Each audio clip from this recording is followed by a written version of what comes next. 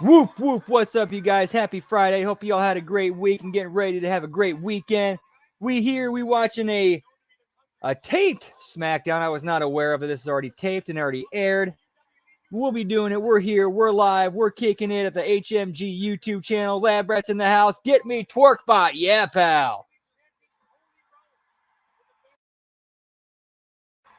Whoop, whoop.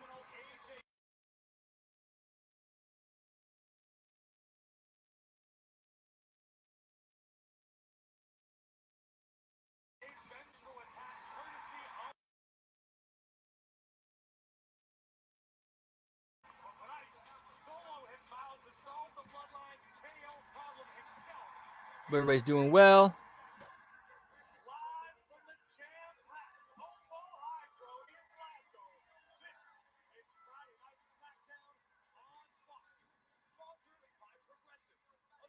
G-Ball in the house. Whoop, whoop.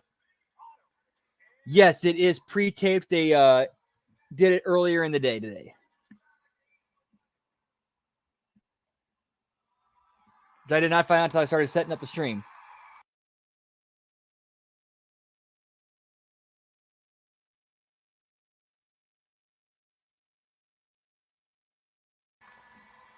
What's up, Lizbeth? Whoop, whoop.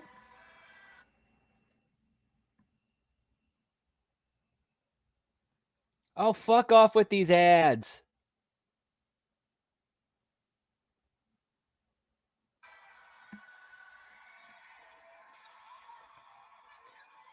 Oh, yeah, they gotta do that because it's already taped and they're showing it.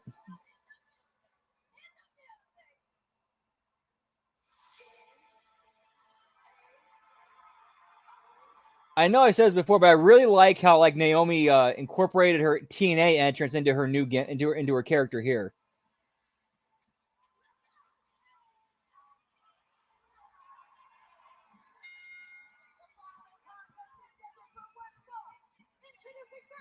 Whoop whoop.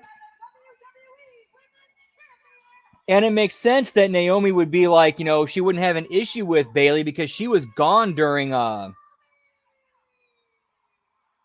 gone from the company when Damage Control hit the scene. Yeah, that's true. That's true.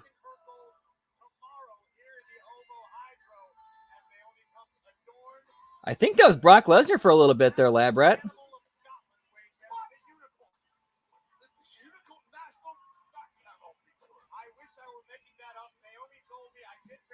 Whoop whoop. And of course, I got a Twitch on my main screen right now, just in case Ben goes live. If he does, I will let you know. We'll head over there. It'll be twitch.tv/Hami Media.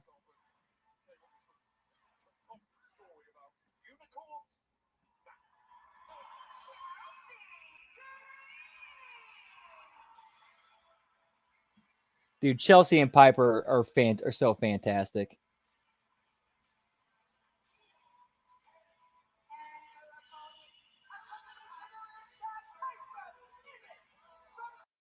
Whoop whoop. Oh wow. Yeah, that makes sense then. That makes sense.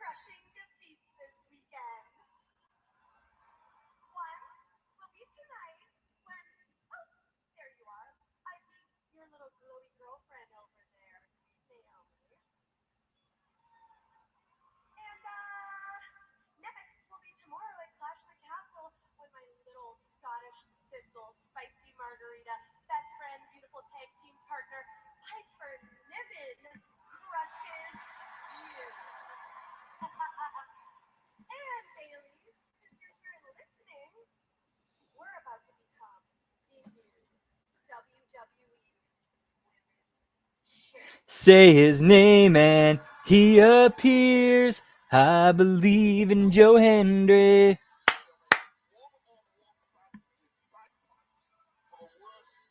Sonic the Hedge Rat in the house. Whoop whoop. Good to see you. Hope you're doing well.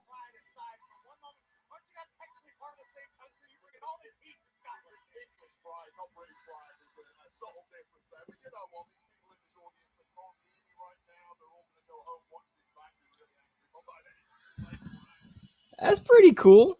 That's pretty cool.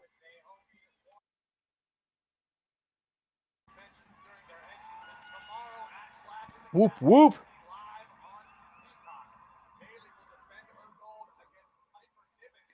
This should be a decent match. These are two of the better women's workers they got there.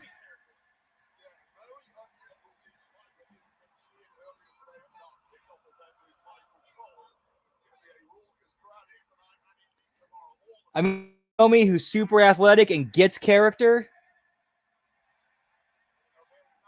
And you got Chelsea Green, who knows how to work, but is very much character. This is a great combination. That would be great. Having Natty show up and challenge Grace, that would be fantastic. I think that would be great.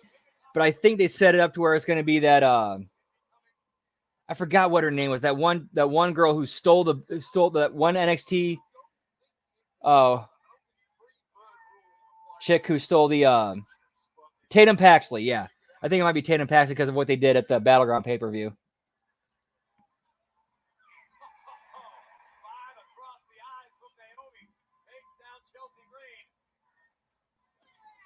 But Natty would definitely be the better choice.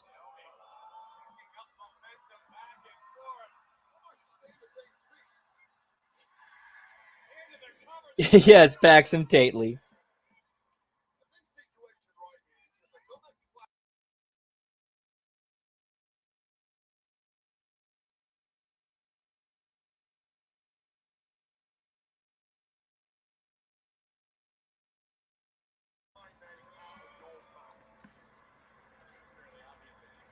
I mean, it is possible, but I doubt any people actually know for sure. But it's certainly possible.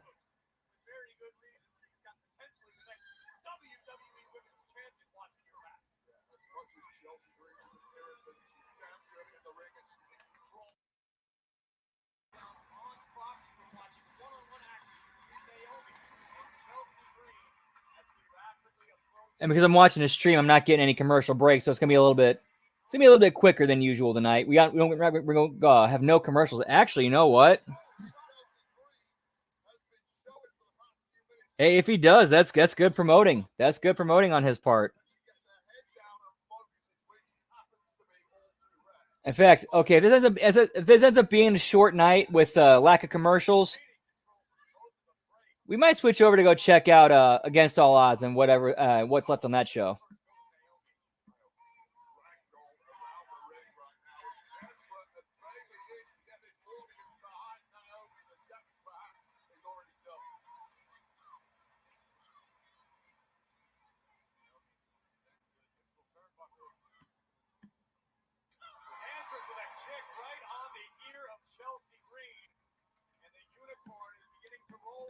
Yeah, because the stream I'm watching, it's already filmed. There's no commercials. Like this is not like a live stream.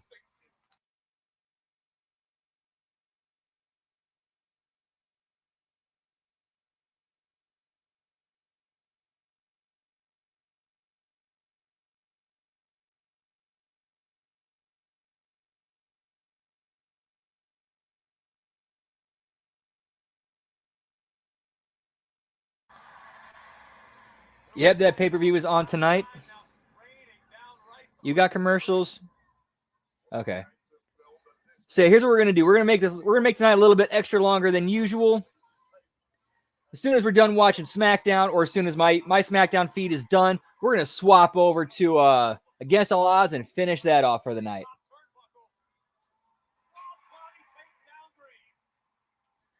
Because unfortunately, because of my TV situation or the way my TV in my room works, I can't really. It's not. I don't know what it is. Like I have the channels, but it's not playing on my TV in my room for some reason. So gotta MacGyver that shit. Whoop whoop.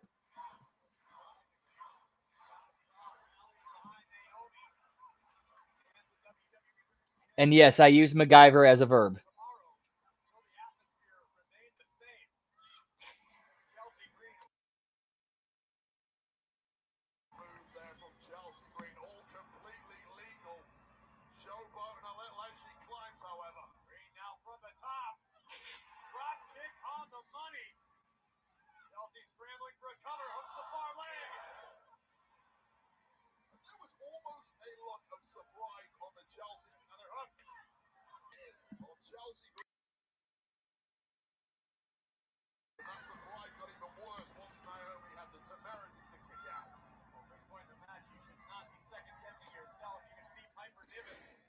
And the only negative I can think of with Chelsea Green is that she's just very injury prone.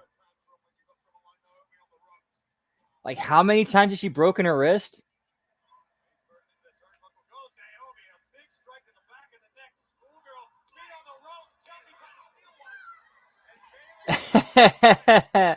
Nice, Liz. Very nice.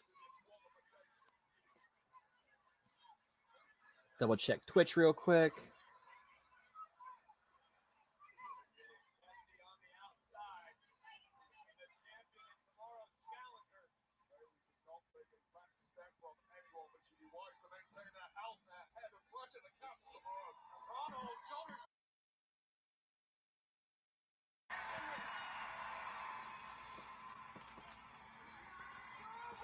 I liked that finish.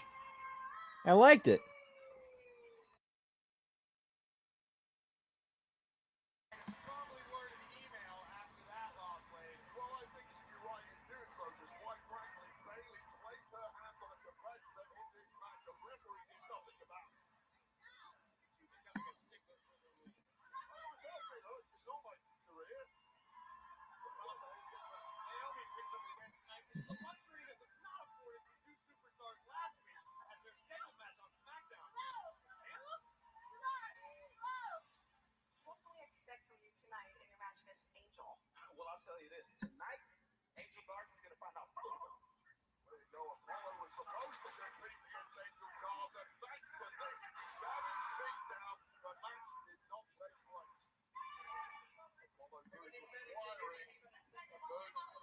Phantasmo, pal.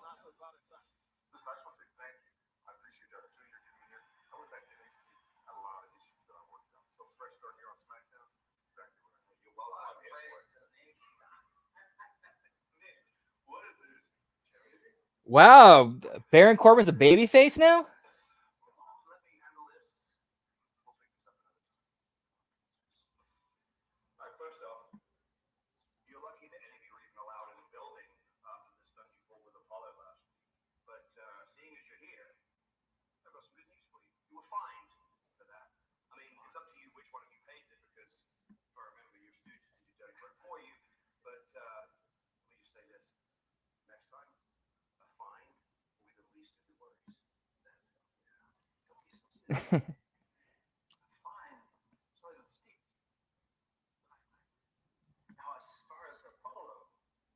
I won't spoil it then, but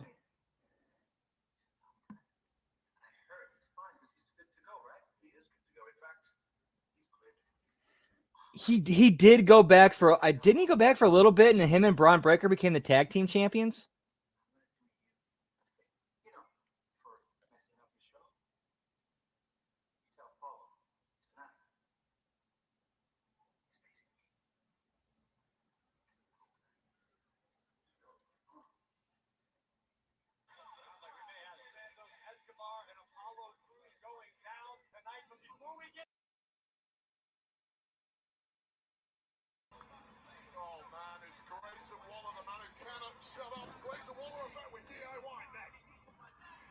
I think Grayson Waller's a pretty decent talker.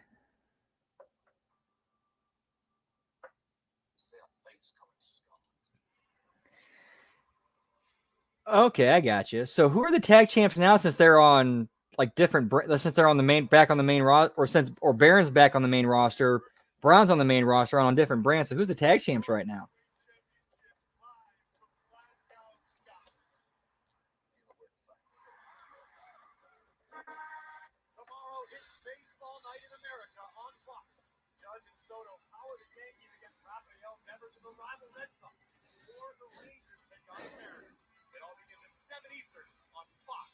Hold on, I just now registered that name. Wolf Dogs. Wow, wow. Wow, that's bad. Wow, that's a bad name.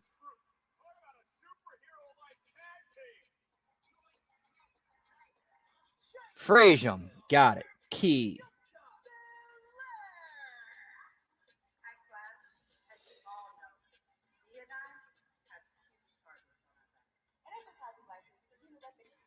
Dude, putting Jade Cargill in a tag team is probably the smartest thing they could do with her. Give her somebody to learn from. Let her get the reps and have somebody be there for her to help her where she falls short until she can finally stand on her own.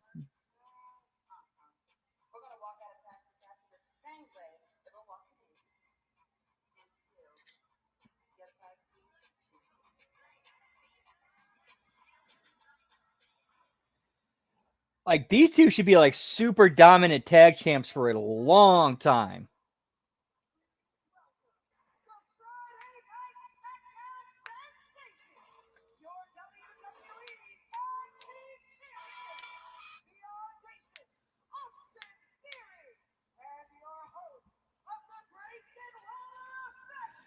In fact, you actually have a battle that you can use with Bianca and Jade Cargill.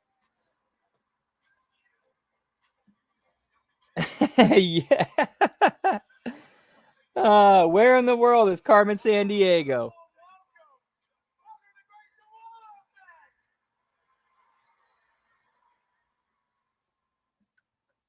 Whoop whoop.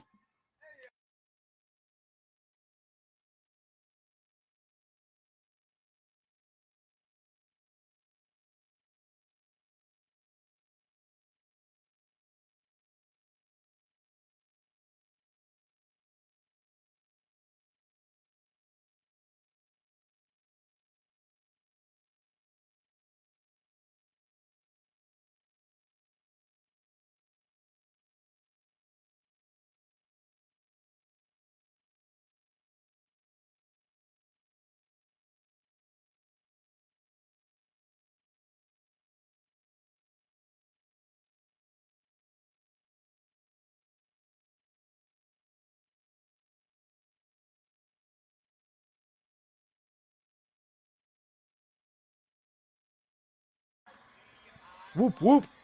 That was a nice hit.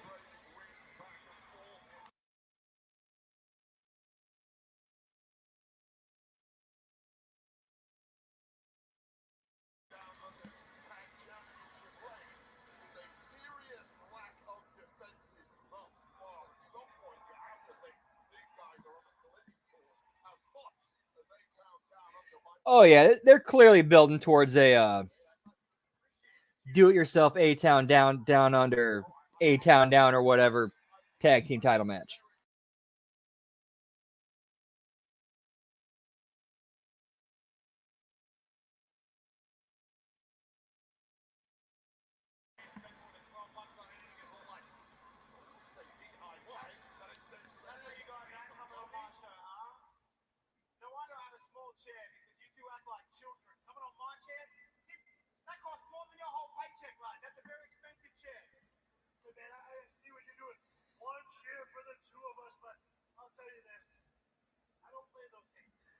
Pop for the sign in the crowd that says "I love TV time."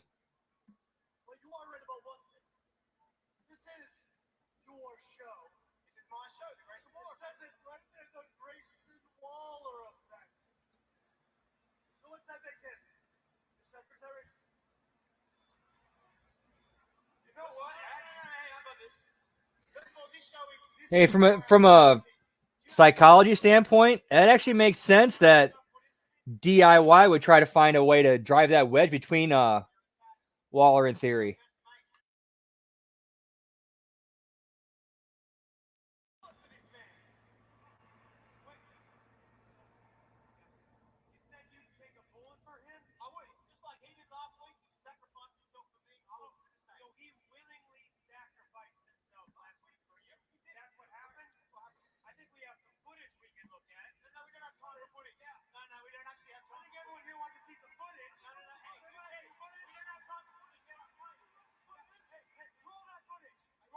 Roll that beautiful bean footage.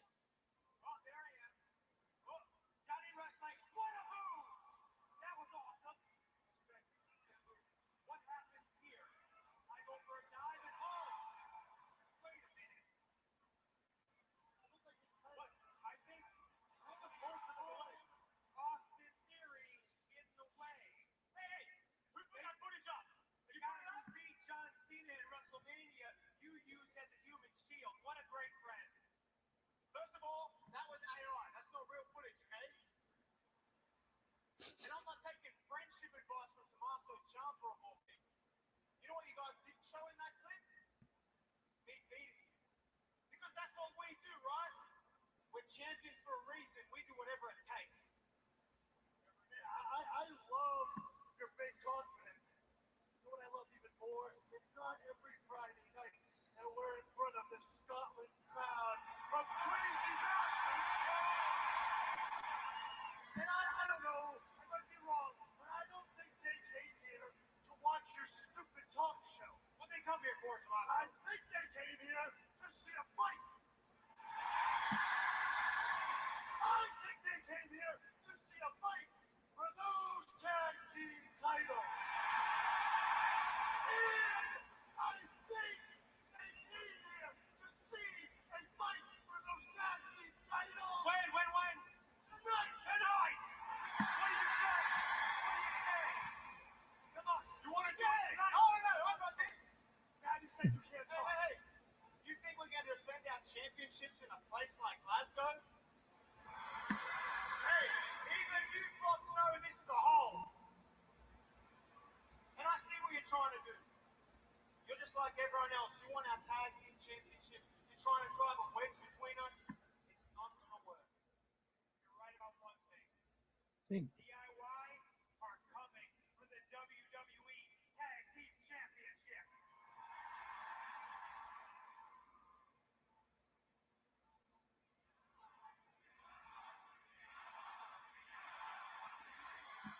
Hey, credit to the crowd's giving him crowd's giving it to him. So. But I think everyone here is sick of hearing from you. I want to talk to you. I've known you for a very long time. We go way, way back.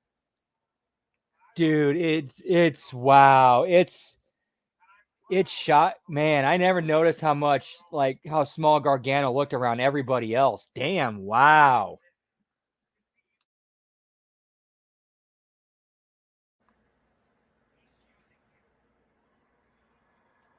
You don't need him. All heard enough, but it is kicking off for the place. So yeah, we're probably gonna be seeing an Austin Theory babyface turn at some point.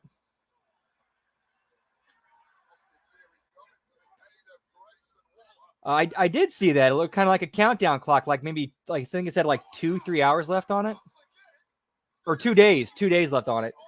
So I think they're appearing, which would mean that I think they're appearing at Clash of the Castle.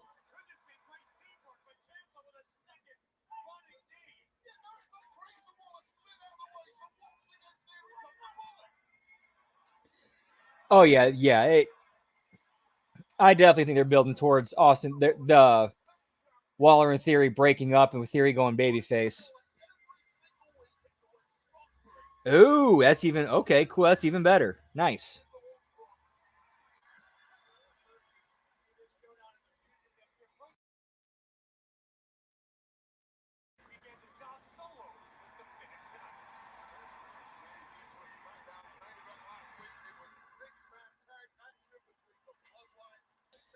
What's up, Canada Spaceman? Whoop whoop. Yeah, I completely forgot that they were in Scotland. And they taped it to air later to air later.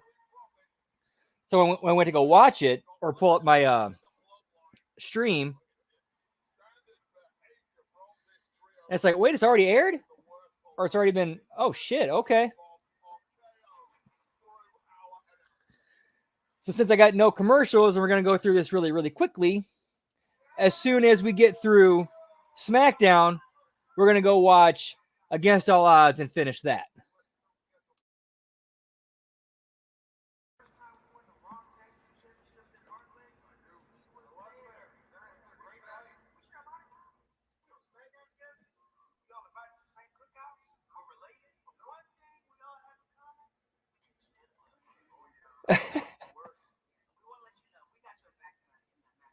Man, Kevin Owens is looking so much better. Props to him for working hard and dropping all that weight.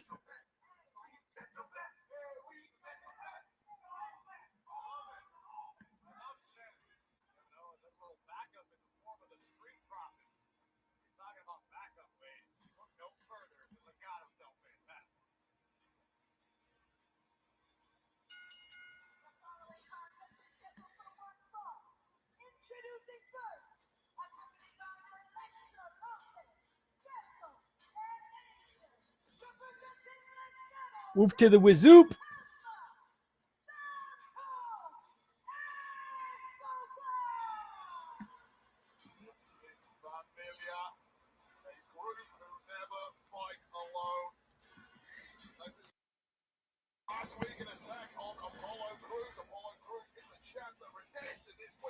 This looks like Kevin Owens is invited to the cookout now. That'll be funny when him and Cody Rhodes run into each other.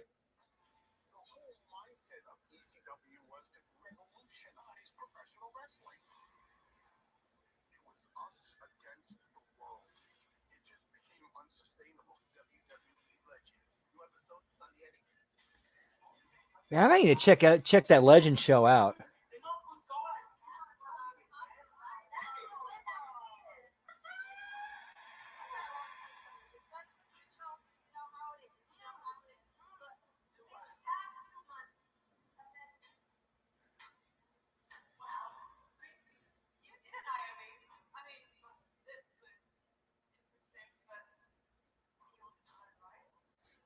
Okay, this camera shot where they're catching everybody, all these women. I'm looking at that. That had to have been done on purpose. There's no way that was done on accident. Where you had all this stuff going on in one continuous camera shot for no reason.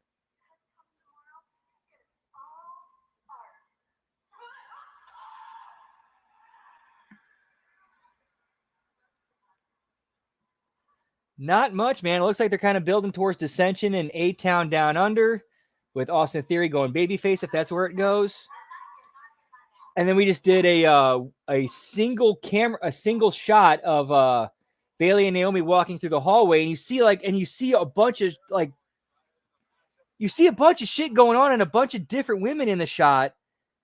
And then it ends with Chelsea Green popping up around the corner and saying something to Bailey and Naomi, and then them.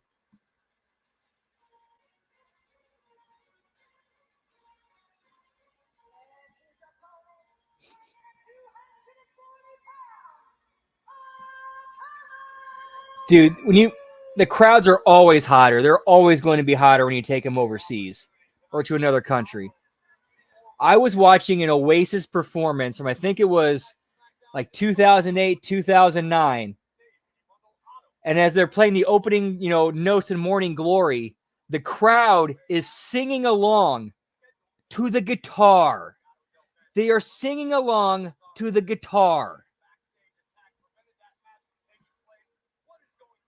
I saw that. And they openly referenced TNA with AJ Styles, which I thought was cool.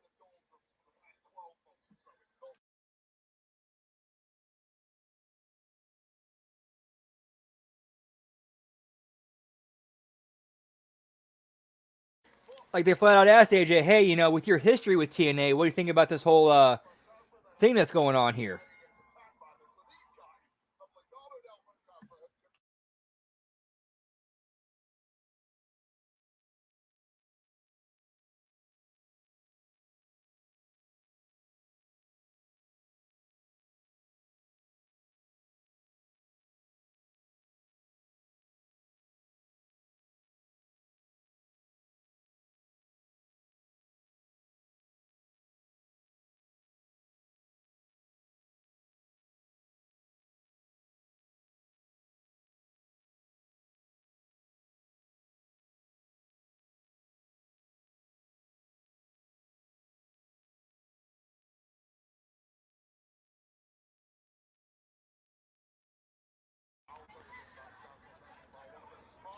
Whoop, whoop.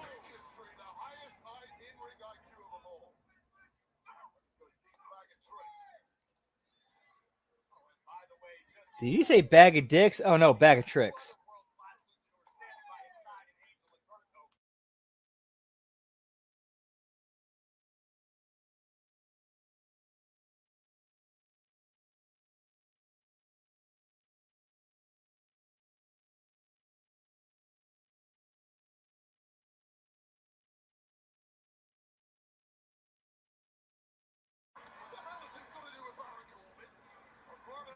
Yeah, that did look pretty dumb.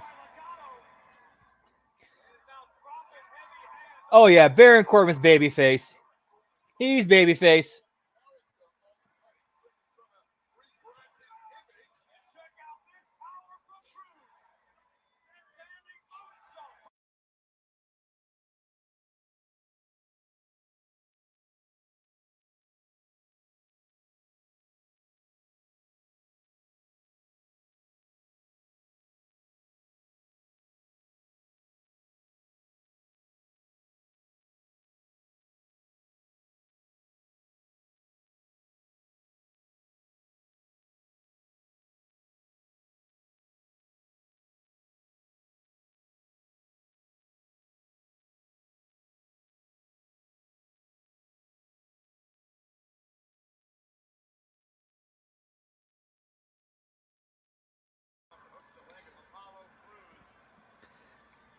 Dude, I live in St. Louis, and I'm lucky enough to have a New York style a place that sells a New York style pizza that's delicious within walking distance.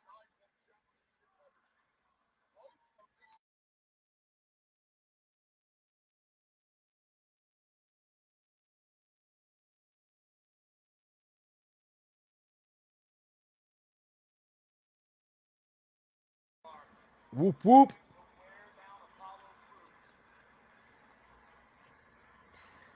And there's another New York style pizza place that's like a 20-minute drive from my house. Or actually, be smarter to say 15-minute.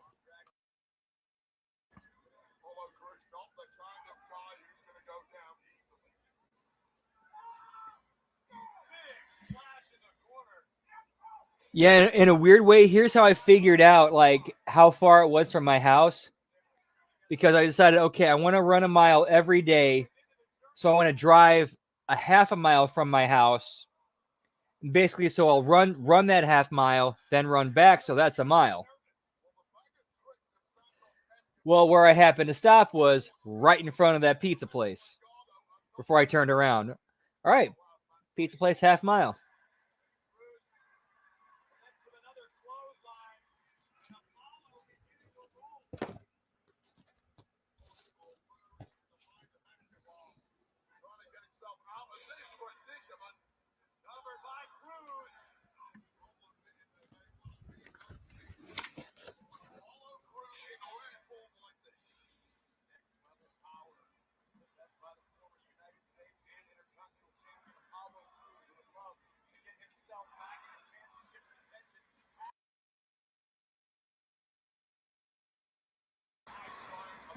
Funny thing is, too, is the place is actually an Italian restaurant.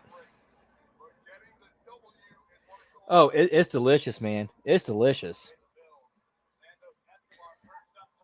But that place is actually an Italian restaurant, and they do like this thin crust St. Louis style. That's, dude, it's even better than the New York style, in my opinion. But the one I always crave is way more expensive than a single topping New York style.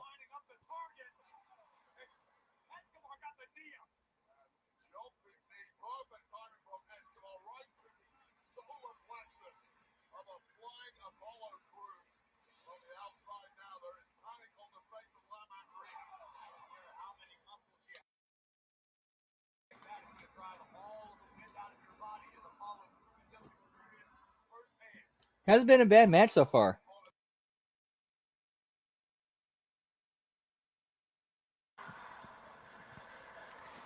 Yeah, that's a classic. The one that's my favorite from that place that is their meat one. It's like it's pepperoni, bacon, sausage, and ham. Oh, and it's loaded.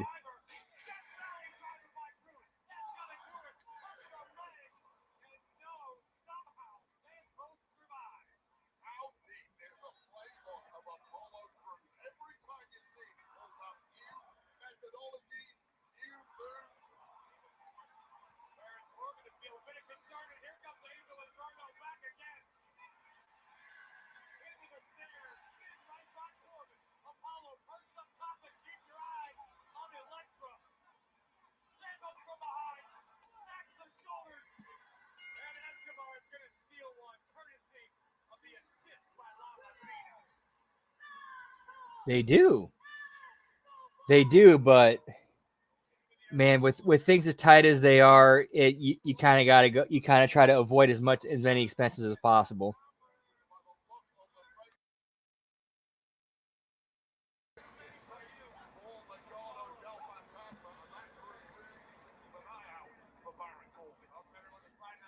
I thought this was a decent match. Little one to get accomplished, needed to get accomplished, but no, not bad. Both guys can work. They know character. I thought I liked Baron Corbin, his involvement in this. GN Whaley, whoop whoop, welcome into the chat. Hope you're doing well. Hope you're having a great night. Giggity giggity. Did not get a chance to catch it, but it looks like we're going to be seeing the debut of this new group. Either most likely, yeah, it's gonna be on Raw. Yeah, it has to be on Raw. Yeah, that's right. I'm dumb.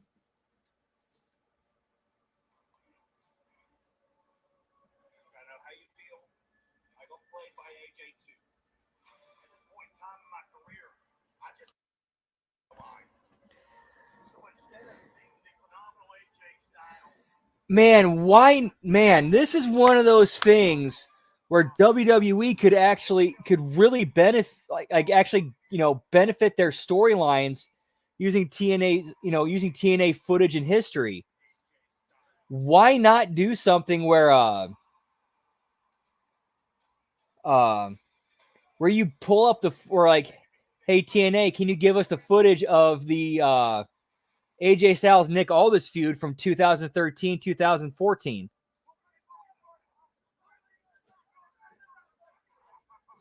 I must have missed the second one then. I apologize.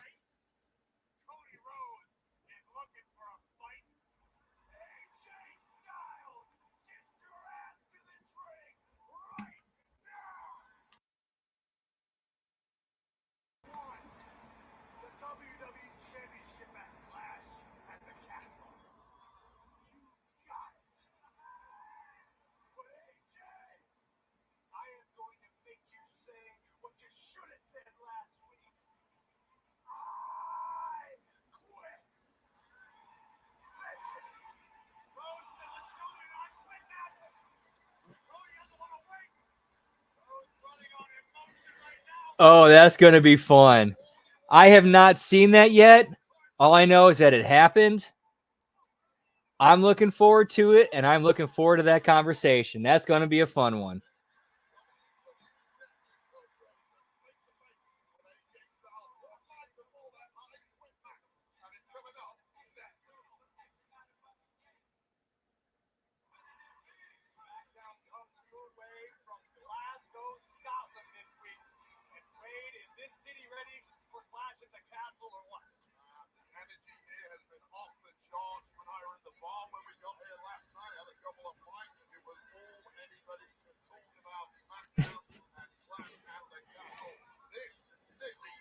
I will never ever forget. Remember when they did the remember they had Maxwell pin Disco Inferno?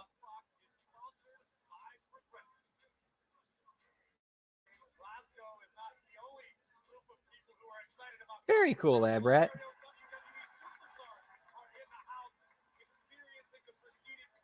I have not seen that yet, but I'm looking forward to all that stuff.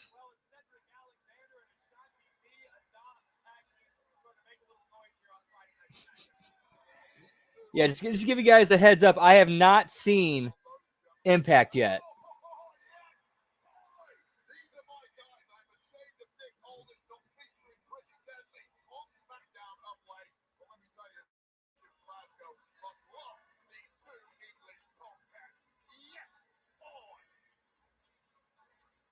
Nice.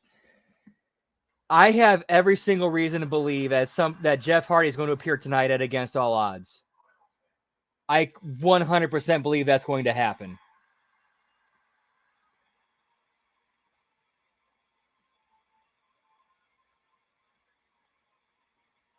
And you add that plus the WWE TNA relationship, that makes me believe. I think they might flip the belt to Matt tonight, and then have that crossover happen.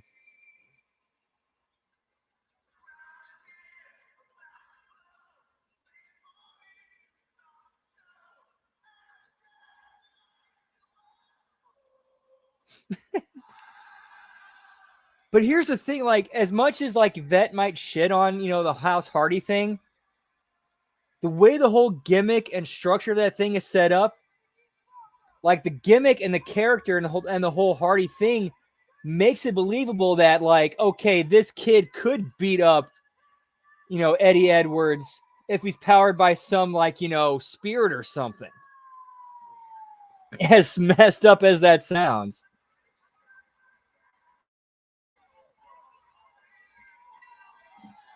Dude, Lab Rat. That's like an entire 45-minute special right there.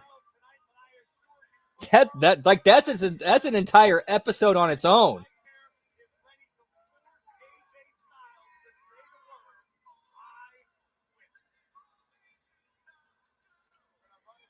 Yeah, we'll see, once I watch it and then we get together and chat about it, we shall see how that goes. I'm super looking forward to it.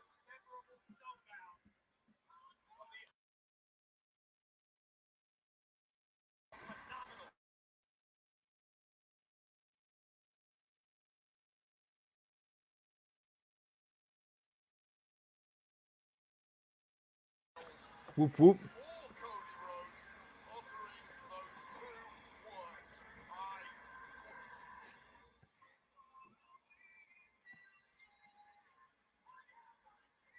Rebby Hardy gets the Elizabeth stamp of approval. Whoop whoop.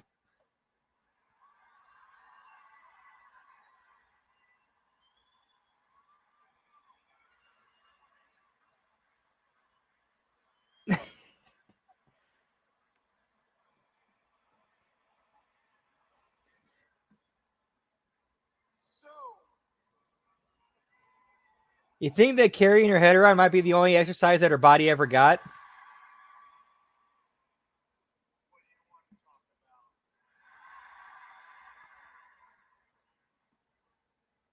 Good question. We might find out. Who knows?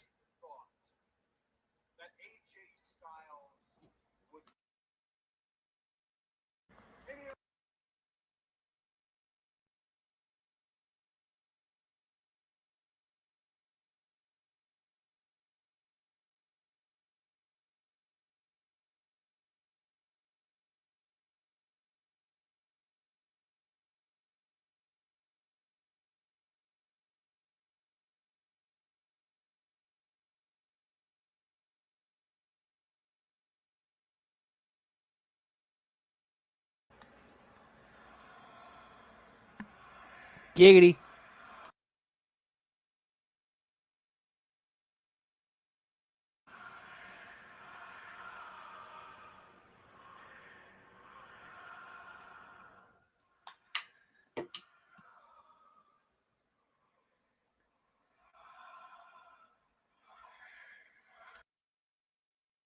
One second, guys. I'll be right back.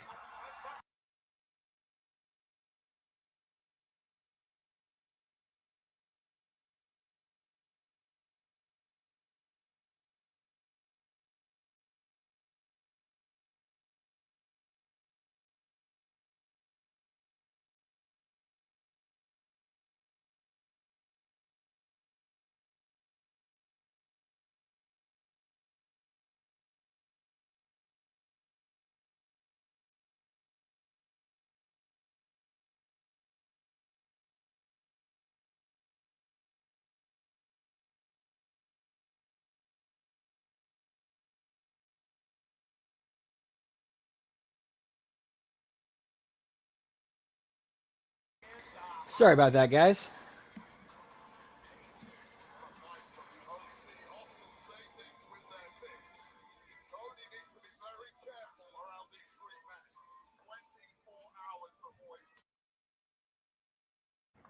Whoop whoop.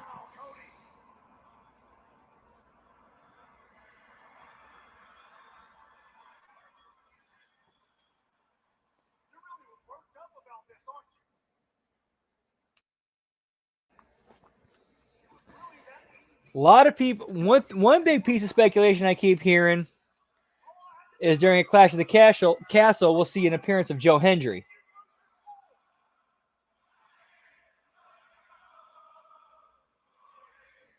And then, of course, there's a video of Joe Hendry training with Natty Neidhart in the dungeon. It said, "Oh, just getting him ready for Against All Odds."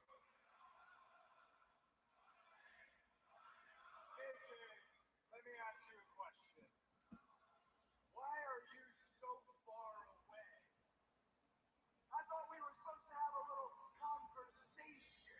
So why don't you leave Horace and Jasper behind and get in this ring and face me man to man?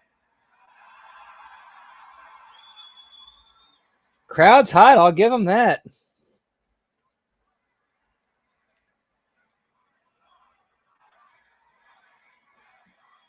Yeah, exactly, Lab Rat. And Joe Hendry is the kind of person that WWE would want on their roster or on their show. You want to talk man to man?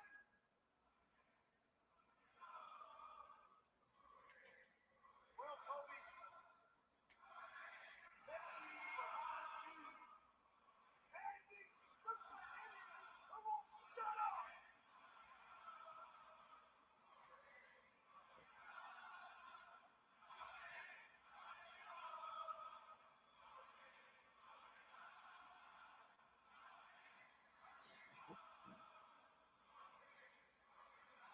SmackDown Live and Loud. I remember I used to use that for something because I remember I had taken that from the name of a Nirvana concert. Yes, I believe so. I forgot who he's wrestling tonight, but I know he is wrestling in some form or another.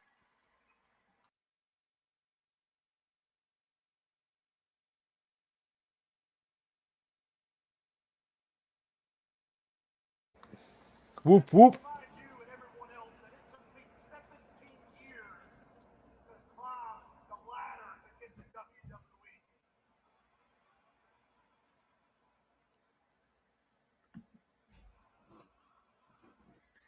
But again, it would not be hard for him to catch a plane and fly back to Scotland for Clash of the Castle. Nobody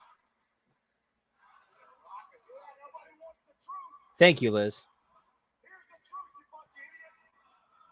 They welcomed you with open arms. They couldn't wait to make Cody Rhodes a star. But when it got tough, what'd you do, Cody? Well, I mean, the show is on Sunday. It would not be difficult for Joe Hendry to catch a flight to Scotland after Against All Odds. Stay with his parents, hit the show, and then fly back to the States.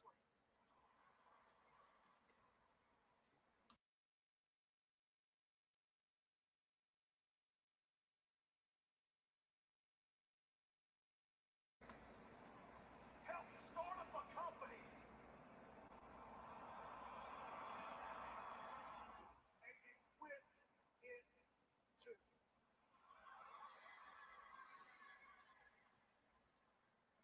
Oh, damn. Okay. Can't handle the pressure. All right. My bad. I apologize, guys. The going gets tough. I had bad. I didn't. Okay, I completely fucked that up. That's on me. My bad.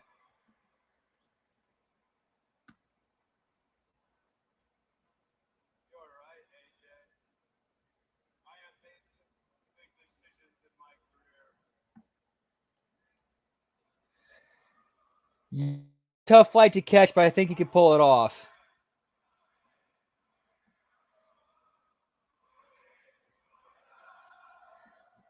But I believe Joe Hendry is. Yeah, I believe. I believe Joe Hendry would know. Okay, like these few days of discomfort are going to be worth it in the long run.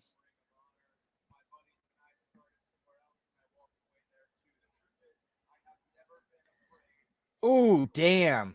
Forgot. Oh yeah, you forgot to. I forgot to factor that in too. Shit. Oof. Yeah, that'd be rough. That'd be rough.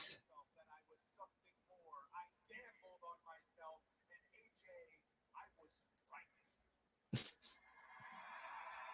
I had quit, I would not be standing here holding the North Star of the WWE, the most important title in the entire game. I would not be standing here WWE champion.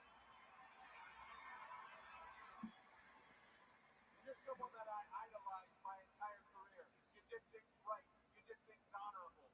If anybody quit, you quit on your. Because what did it take to get a WWE champion? Night, good one, Lab Rat. If anything, the phenomenal one has become a resentful coward. And that is a bitter pill to swallow. But I have no problem shoving that pill down your throat and making you say the words, I quit! Oi, mate. That was way off. What the fuck was even that? I quit. It's natural for you. I can't quit being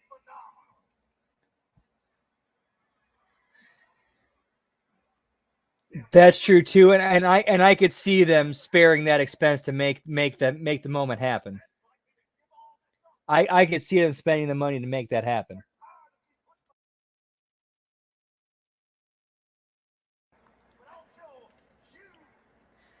I have no doubt they will, Lab Rat. Not at all. The same thing I told them. I am done when I say I'm done.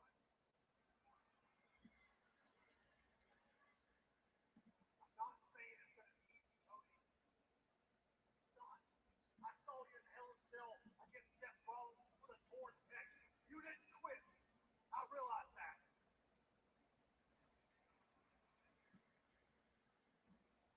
But you're not going to be in the ring with Seth Rollins. You're going to be in the ring with a phenomenal AJ Styles. And I whatever it takes to get that WWE Championship. And if that means beating you to a bloody pulp, tearing you to pieces, whatever it is I gotta do to beat you so badly, and saying I quit will get to you, that's exactly what I'm going to do. I'm willing to bet they will. I'm absolutely sure they will.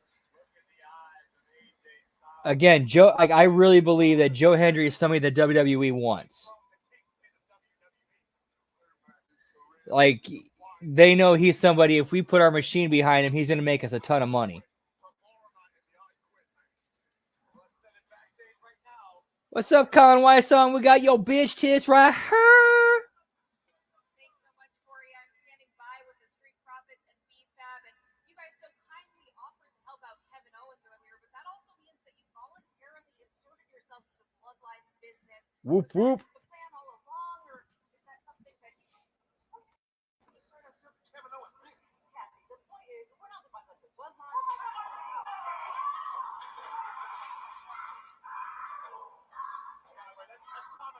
Tonga low on the bloodline. Giggity giggity.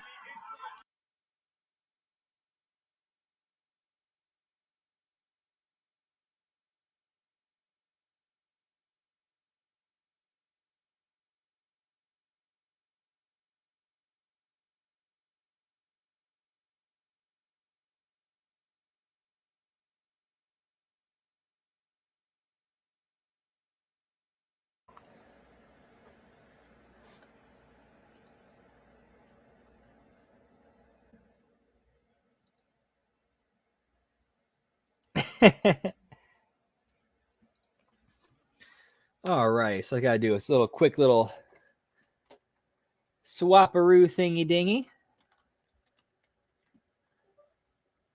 Since that's part one.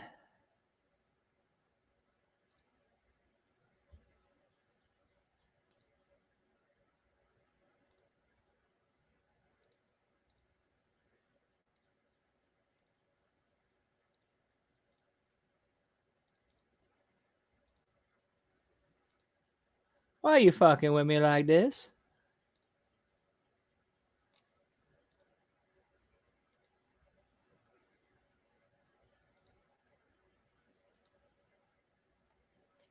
That's why. Derp.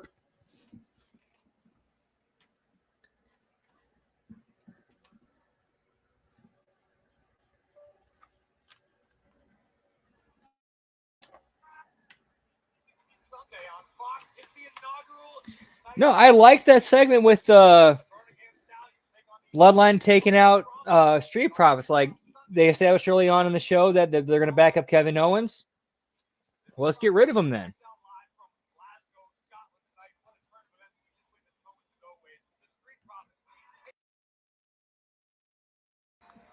Whoop whoop.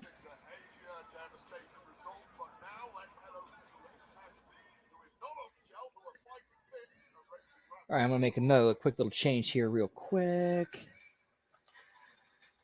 What's going to happen tomorrow night at Clash is simple. Bianca, Jade, Albert, Isla, you're going to experience pure minutes when you step into the ring with two of the most heartless and ruthless fighters. Facha Brutes. We don't care who it is. When they get in the ring with us, we're going to grab them and tear them apart, limb by limb. And at Clash at the Castle, Yeah, pal. the new WWE Women's Tag Team. Yeet. No yeet.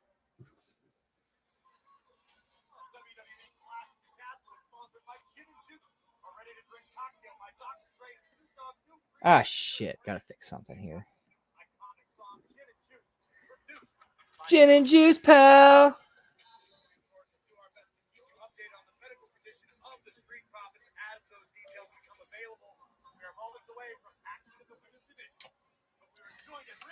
Yeah, that meat chin chick's got some nice gimmicks on her, pal. Oh, yeah, Tiffany Stratton, too. Yeah, pal.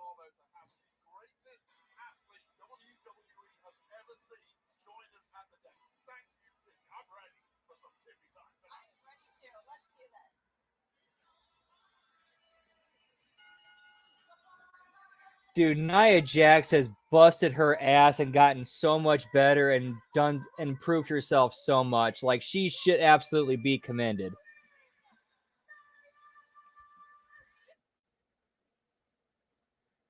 Ads, pal. Yeah.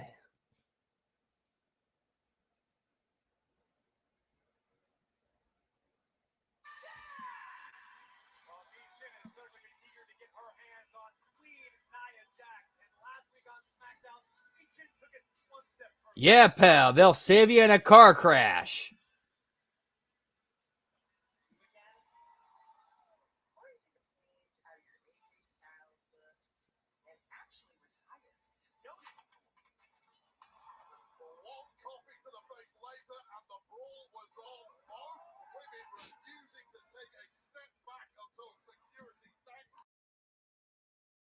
Whoop, whoop.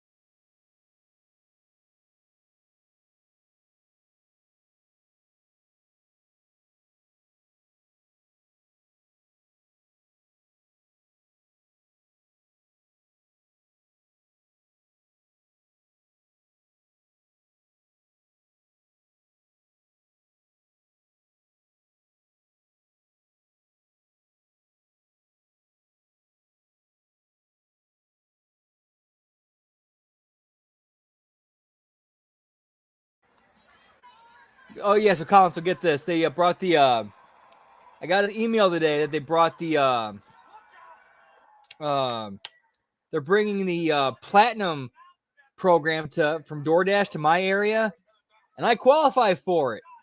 So fuck yeah.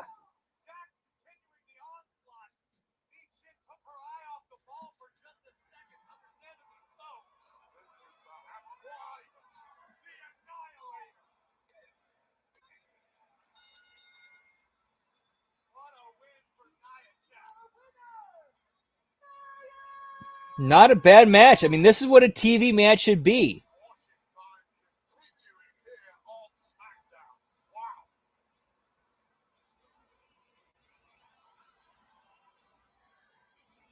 No, I liked this match. I didn't find anything wrong with this. Kevin, I'm so sorry.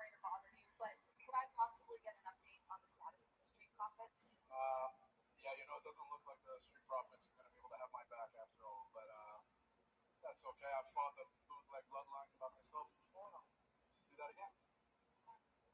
Thank you for the time, Kevin. I appreciate it. Oh, the megastar on Friday Night. I kind of found that a little bit interesting. That he refers to them as bootleg bloodline, which kind of leads further credence to my theory that what's going to happen is they're going to see a babyface OG bloodline versus the new bloodline.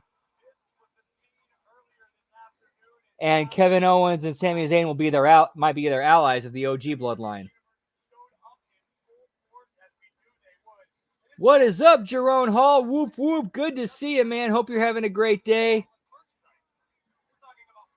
So, as soon as we're done, well, I don't know, with the way my whole thing is set up, I'm watching a commercial-free version of SmackDown. So as soon as my stream is over, as soon as I get done watching it, we're gonna flip over to TNA Against All Odds and finish that bad boy up.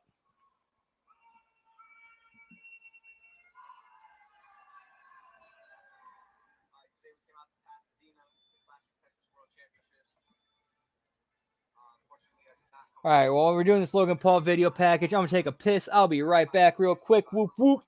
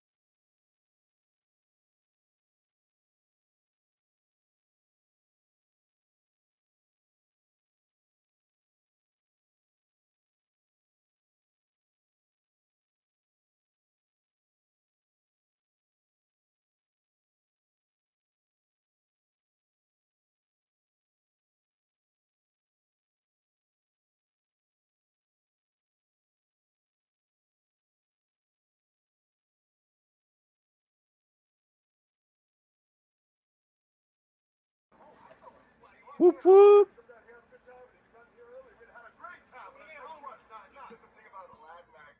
Say what again? Say what again? I dare you. I double dare you, motherfucker. Say what one more damn time.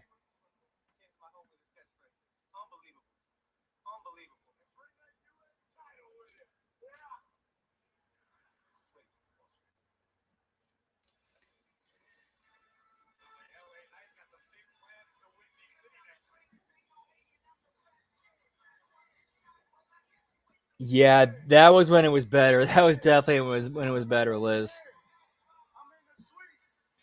I can tell you, at least on my end, I do my absolute best to try to get it to you as quickly as I can. What the hell did I just watch? Hey, you telling me that LA Knight flew all the way to Puerto Rico, which, by the way, is way more beautiful than Glasgow, Scotland, to be honest. Hey, you know it's true. He flew all the way to Puerto Rico just so we could swim in Logan. Like I specifically go out of my way to avoid ordering places that have fried food because I know it's going to be nasty and soggy by the time it gets to me, and I'm not going to be able to eat it. Hey, some dudes will just do anything for clout, huh? 3 weeks begging for an opportunity. Never got the chance to, unfortunately. I don't chase opportunities. That'd have been cool if I was able to, but unfortunately that was never in the cards. Okay, and that's why I already have an opportunity to qualify for Money in the Bank next week. So I'll never have to beg for an opportunity like LA Knight. Hey, and y'all gonna love this one. When I win that, not only will I be in, but I'll be one step closer to being mellow in the bank.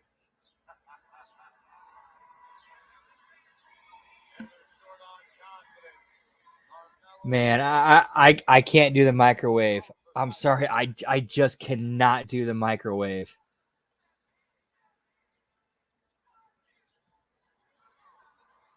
Really? Man, I have not used Uber Eats in a long time, so wow, that's fucked, bro. I'm pleased to inform you that you and you are far stuff. If I see 100% with you on that, Liz. Yeah, like that's got like as being a dasher to me, I think that sounds like an algorithm error more than anything.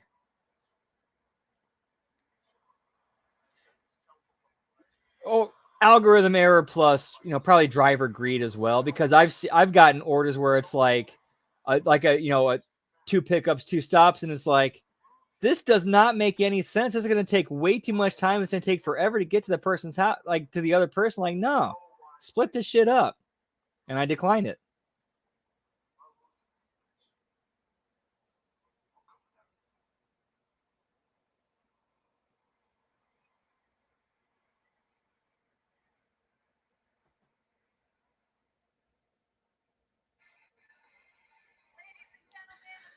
All right, my wide-eyed thing that I just did was this message I got. Wow, bruh. Yeah, go. Yeah, if the platinum thing ever comes to your area,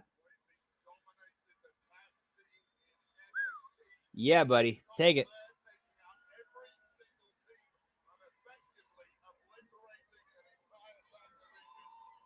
Man, I just can't do that. Oh yeah, in that case, if it's something like that, I'm always gonna throw it in the oven.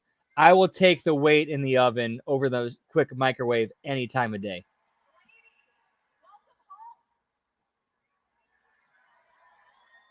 Listen, tomorrow night you are in a triple threat match for the WWE Women's Tag Team Championships. The biggest match of your career. What is going through your mind right now?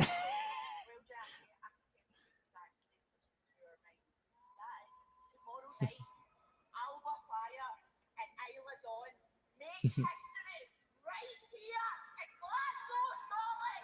That's not a bad idea, Liz. Air fried pizza. That's not bad at all. I like that. So they tricked me as well on that, Brandon. They told me that it was going to be like $7 and some change plus. And then as soon as I dropped it off to the lady and hit finish, it showed me that it was like a $35 tip. Oh, dude, yeah. So if you guys heard that, I'm just listening to a voice message that Colin sent me. Dude, I've had that happen before as a top dasher in my area. Like, I'll get an order that says like $12 plus. I go drop it off, and then it says final total $42. Like, okay. But they've also been like large ass catering orders too, from like Panera or something.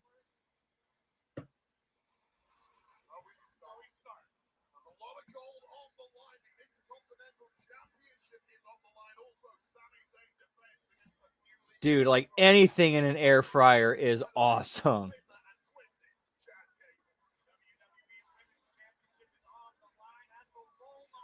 Bruh.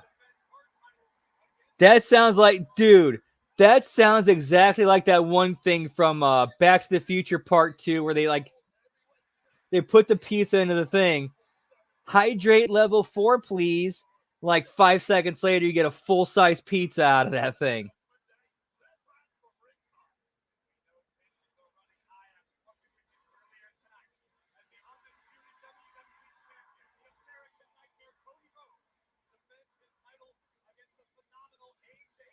Liz just sold me. Liz just sold me. I'm actually going to actively work towards an air fryer now.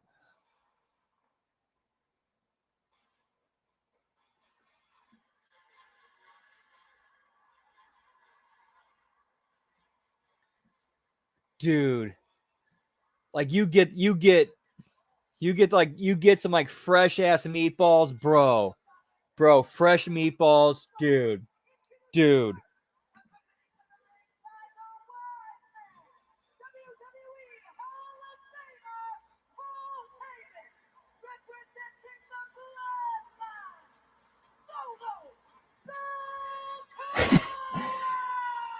Chili dogs and Harley takes any time. You already sold me. You don't need to keep going.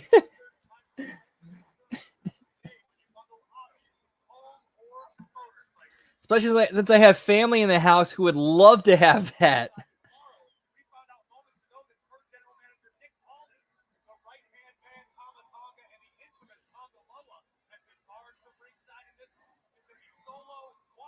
Yes, thanks to your endorsement, I will make sure there's an air fryer in this house before the end of June.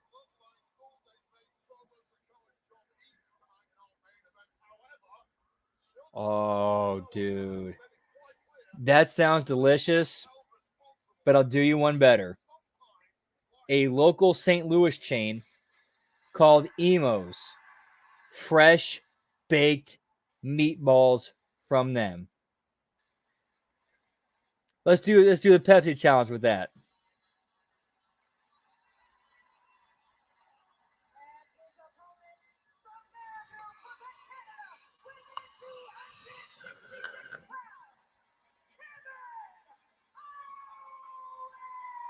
Like, that was like the knockout blow right there. Baked potatoes.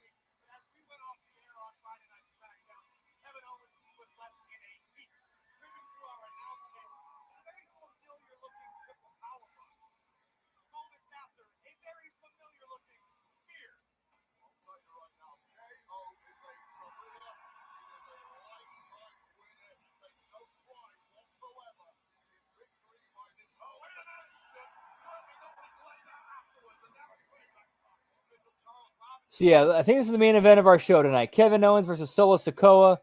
And then once the show concludes, we're swapping over to catch the remainder of TNA Against All Odds. Whoop, whoop.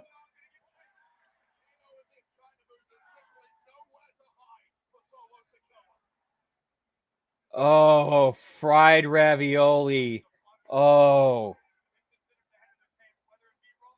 You know that was invented. You know, like fried / toasted ravioli came from St. Louis, right? And then pasta and red velvet cake. Oh. Oh.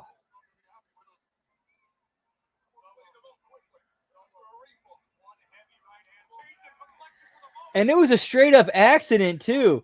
It was during like when the World's Fair came when it came to St. Louis, somebody accidentally bumped a piece of ravioli into the fryer. They let it cook and they ate it and they're like, "This is delicious."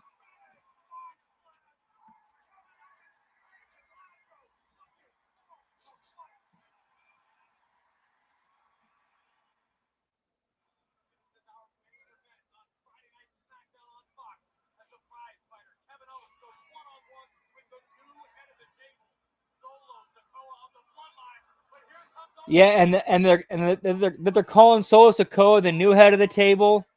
Like that's kind of a dead giveaway. That's where they're going. It's going to be OG bloodline.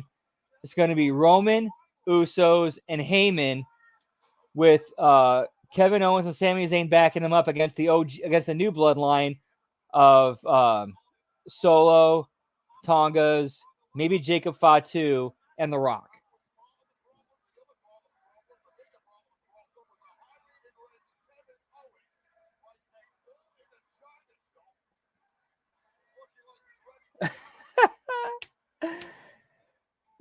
Yep, I know exactly where Chesterfield is. In fact, I do a lot of deliveries in Chesterfield. Man, yeah, wow.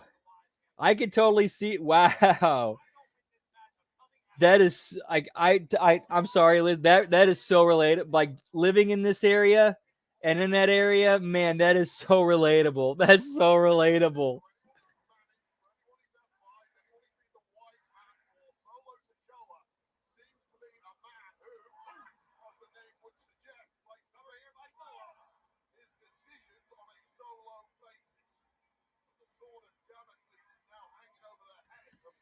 Yeah, like it has spread a little bit outside the Midwest. Like it's gone a little bit into like, a little bit into Kansas, a little bit into Illinois, Ohio, Indiana, but beyond that, not too far. Oh yeah, jury by them all. Yeah, absolutely. You got a lot of breweries out here. In fact, I think there's more breweries in St. Louis than anywhere else in the country.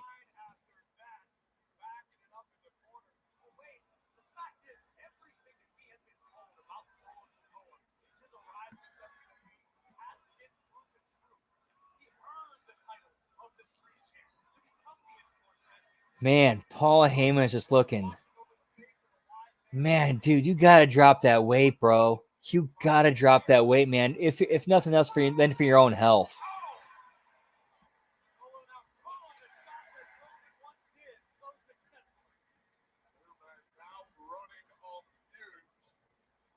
Nice. Was that before? Was that the original Busch Stadium or the new Busch Stadium, Liz?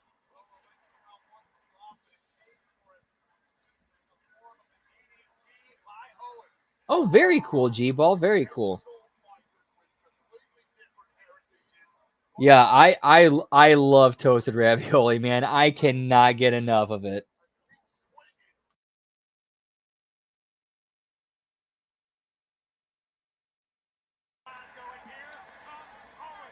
Yeah, Drury is fantastic. They take care of you. They really take care of you. In fact, my aunt, uncle, and cousin stayed there while they were moving to Tennessee. Like that's where they kind of stayed for the night while they waited for their flight, and then they and all their stuff to get moved out there.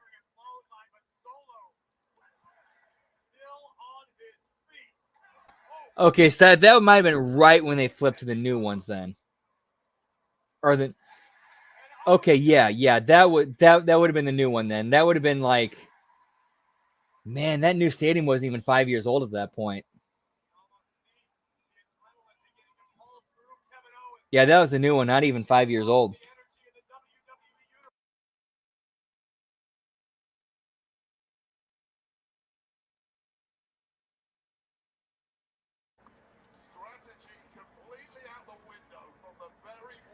Ooh. Very nice, Lab Rat. Very nice.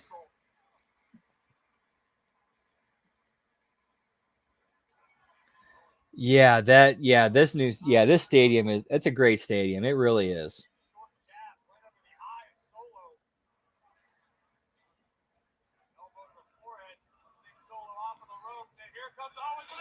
Like I would definitely put it up there with like Fenway Park, Wrigley Field. It's a top 10 for sure.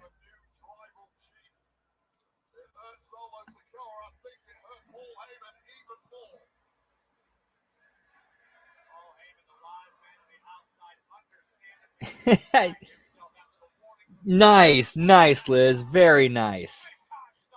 Very glad you enjoy that. Next time you're in town, if you have not if you haven't tried it already, Ted Drew's frozen custard.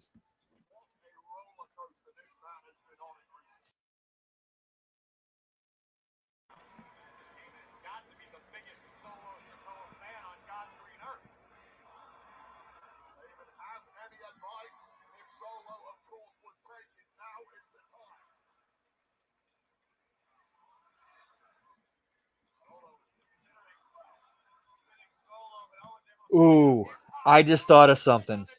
I think would be great for Solo Sikoa's character. Turn him into Patrick Bateman from American Psycho.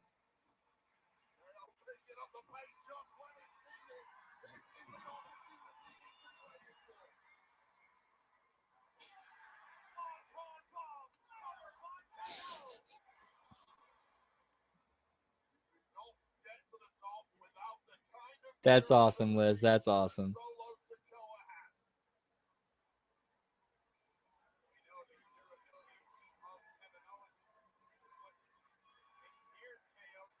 Nice, G-Ball. Nice. That's pretty sweet.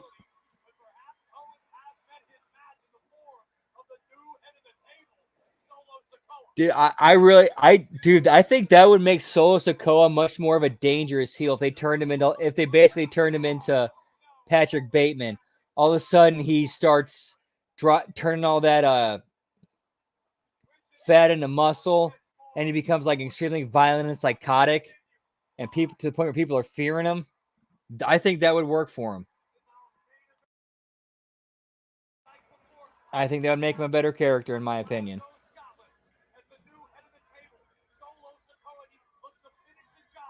In fact, I'm gonna do something.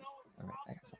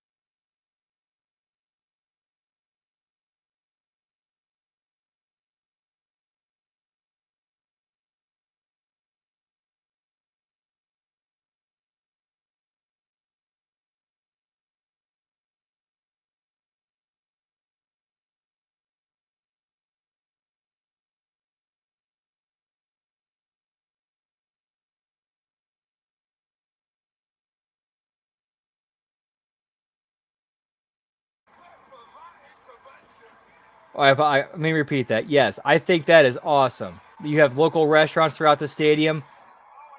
That's a great way to put exposure on your local areas, and give. I think that's fantastic. I love that. That's awesome. I did see that G-ball. 100% saw that, and I think that's great for WWE. Gives them a lot more eyeballs. Gives them more. Definitely helps them out.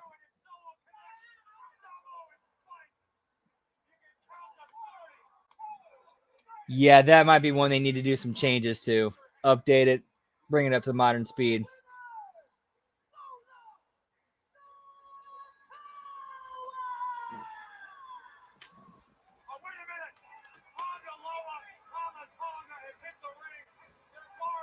Yep, absolutely. Those two for sure.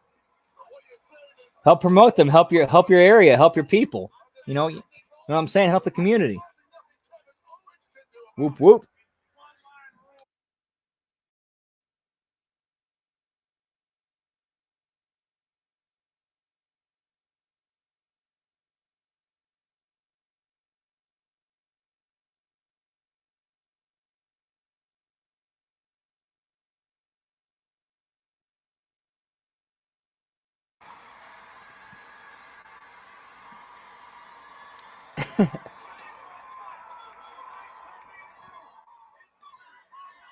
He would not be a bad VP, although I'm personally hoping for either Tim Scott or Tulsi Gabbard, in my opinion, for Trump a VP.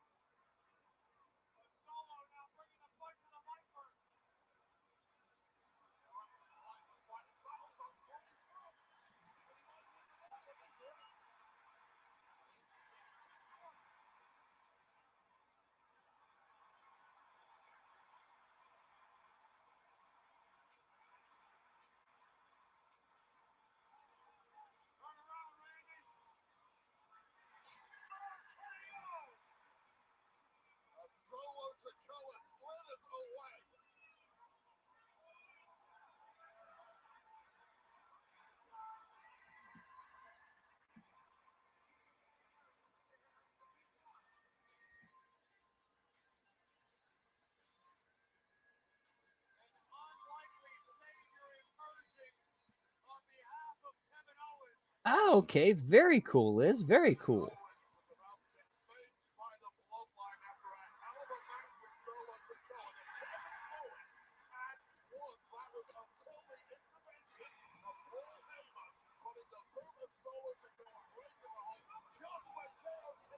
And full disclosure, I was a huge fan of the Drew Carey show. So plus that they have plus you guys have the Rock and Roll Hall of Fame, so Cleveland will always have a soft spot in my heart.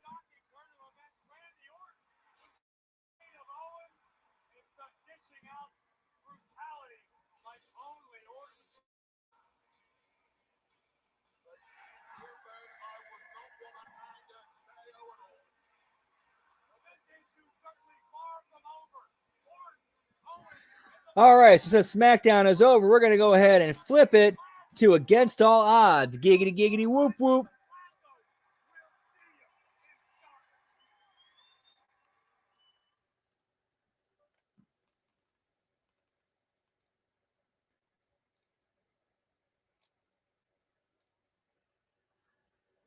All right, so let's see what we're kicking her off with.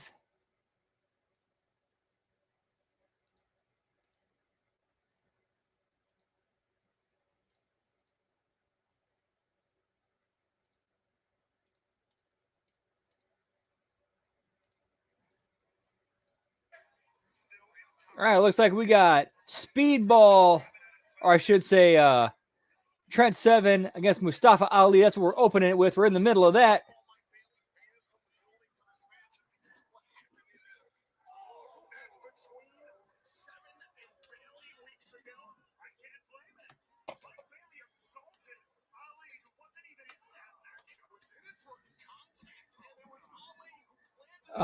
G-Ball, unfortunately, the only time I ever spent in Ohio was passing through on the way to a wrestling show in another state.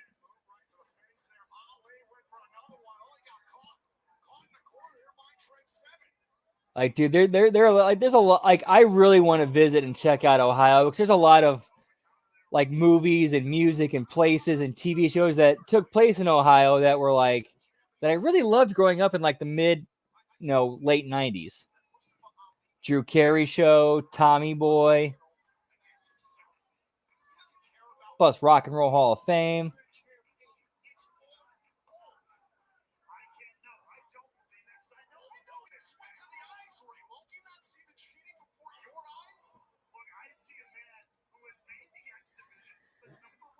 Yeah, man, like that shit, like what was like around it was around like 2000, 2001, 2002 when they really started fucking around with it, and it just like and then it ended. I think it was ended. They ended it in 2004. But hey, he's hosting Prices Right now, so he's doing all right.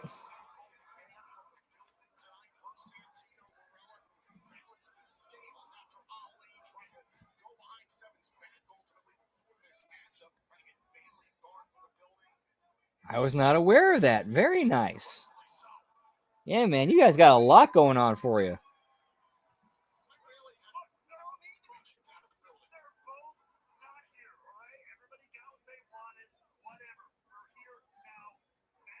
Whoop to the wazoo. I'm going to eat some more of this pizza.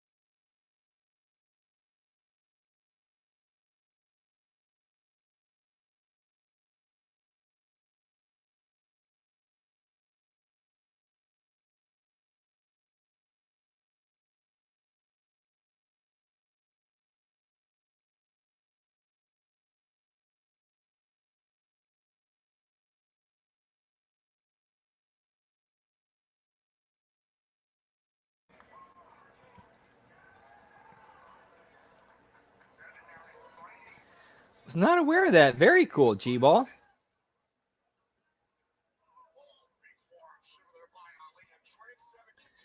Oh.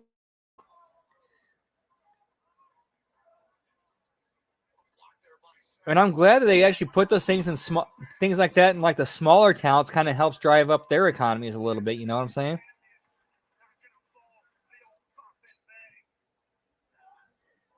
Okay, cool. Martin Sheen and Dayton. I'm going to do that right now. Cow by bear. Yeah, pal.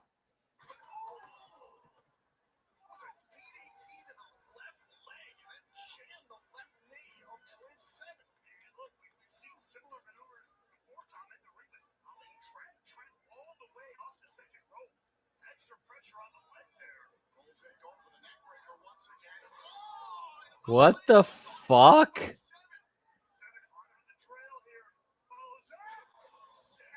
Is this what I'm supposed to be seeing? Like this dude in a bear furry suit cooking food?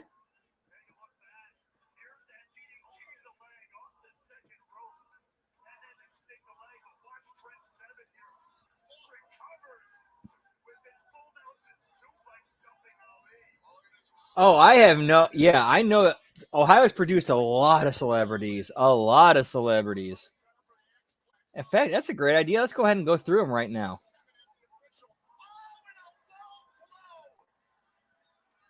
Let's go to Ohio's Wikipedia page.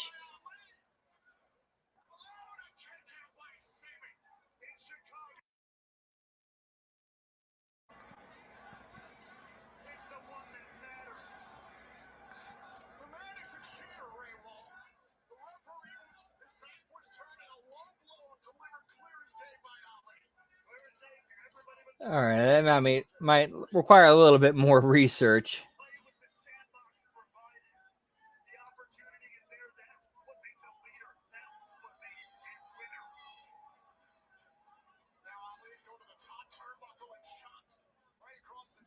Okay, very cool. Huh, interesting.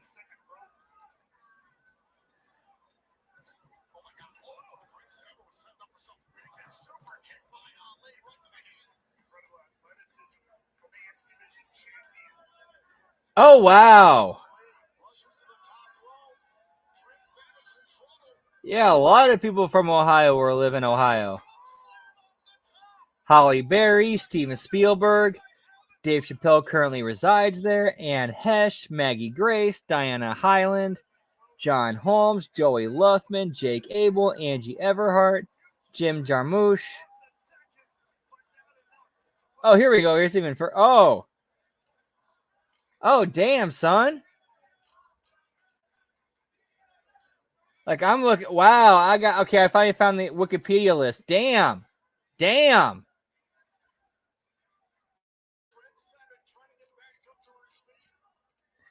I'm just gonna go through the names that I know going through this.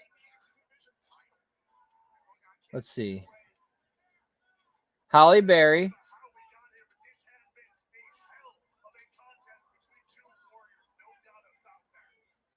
Drew Carey, Nancy Cartwright, Dave Chappelle, George Clooney, Ray Combs, Tim Conway, Yvonne Craig, Beverly D'Angelo, Doris Day, Brooklyn Decker, Phyllis Diller, Phil Donahue, Mike Douglas, Carmen Electra, Angie Everhart, Suzanne Farrell, Guy Fieri, Clark Gable, Nikki Glazier, Arsenio Hall, Woody Harrelson, Steve Harvey, Anne Hesh,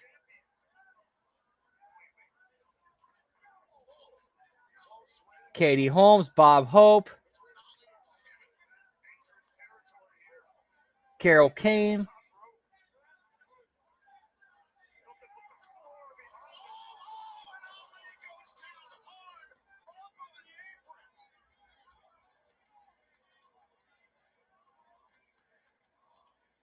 Rob Lowe.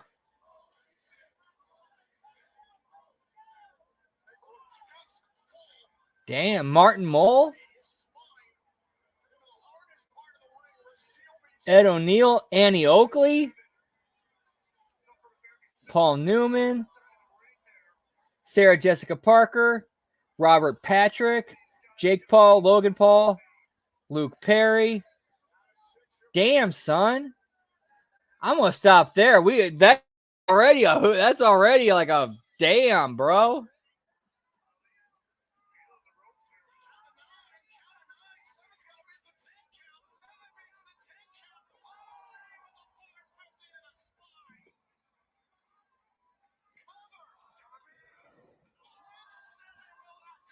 Yeah, I kind of had to stop. Like, we're already hitting like a bunch of big names. Like, okay.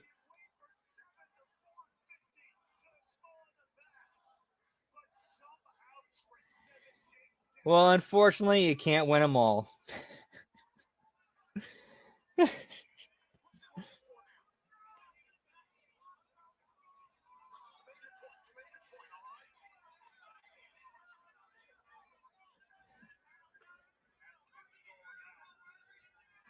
Plus, we've had a lot of fucked up shit in Missouri too.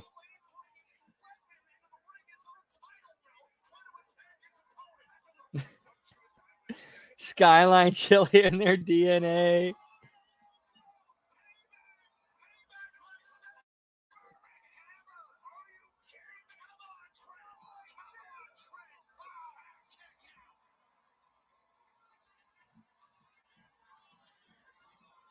Damn, he kicked out of the Burning Hammer?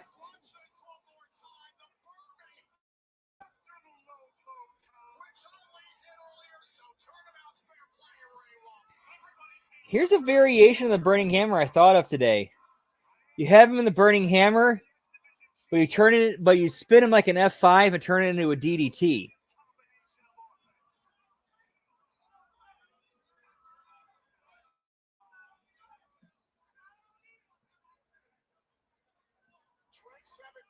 I've never had Skyline Chili, so I can't say one way or the other.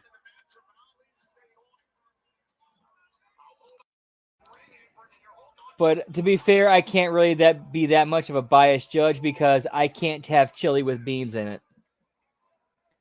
Like, I'll go to Steak and Shake and order a cup of chili with no beans in it and just dip crackers in it.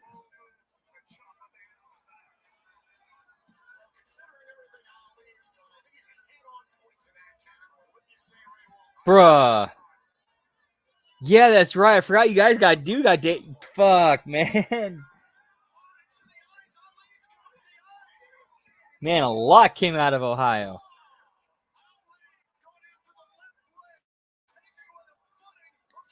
Oof. I'm sorry to hear that, man.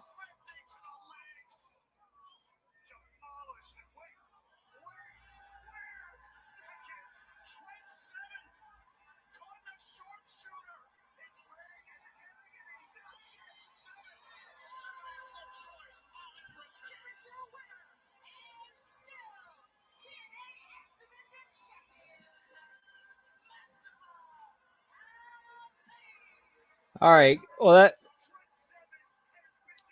hearing that from two native Ohioans, I know now, avoid Skyline Chili.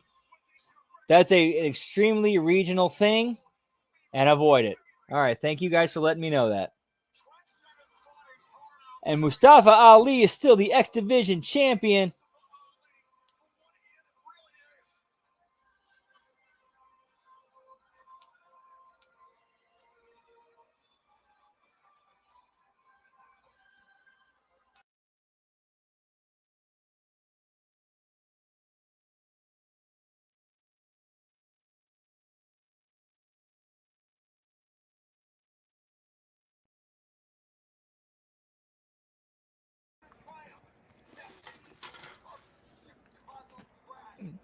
So we got a backstage interview with Frankie Kazarian where he confirms that he defeated Joe Hendry.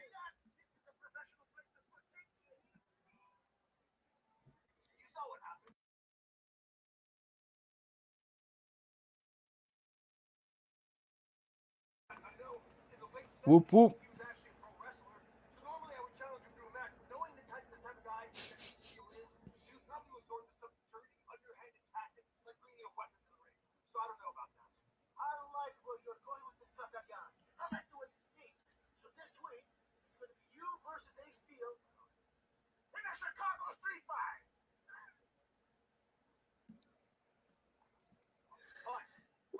Yeah, exactly. You can't take a regional thing in a state and make it its entire state thing.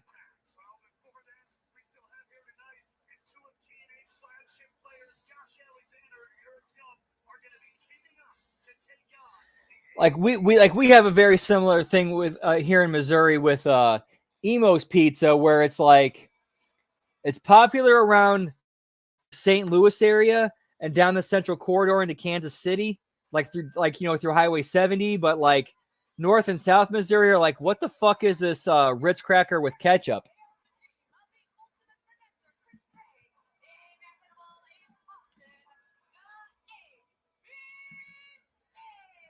Tonight is an opportunity for Chris Bay and Ace Austin to get back on track. They came up short last night on Impact to Nick and Ryan Nemeth.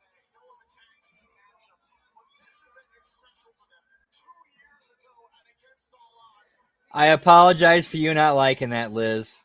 I'm sorry. To me, that pizza is fucking delicious. I love it. Thin crust pizza loaded with sauce, cheese, and toppings. Oh, I love it. I love it. I love it. I love it. I love it. I'm sorry.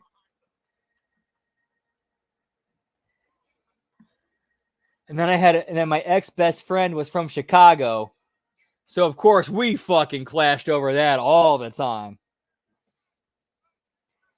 Yeah, you enjoy your with ketchup. Yeah, you enjoy your loaf of bread with some stuff on it.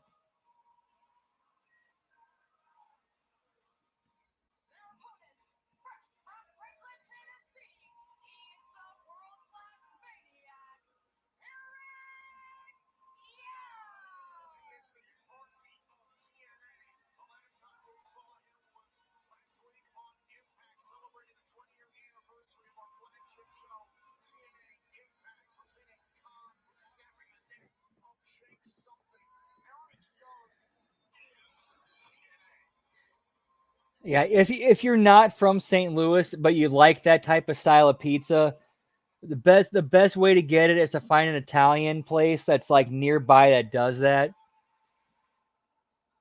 Like again, I like the one place I mentioned that's nearby my house was great. There's another place called Pyroni's that's about 20 minutes from me that was like they did it so well, but it was expensive as shit. Yes, the Joe Hendry match has happened, and he went under to Frankie Kazarian.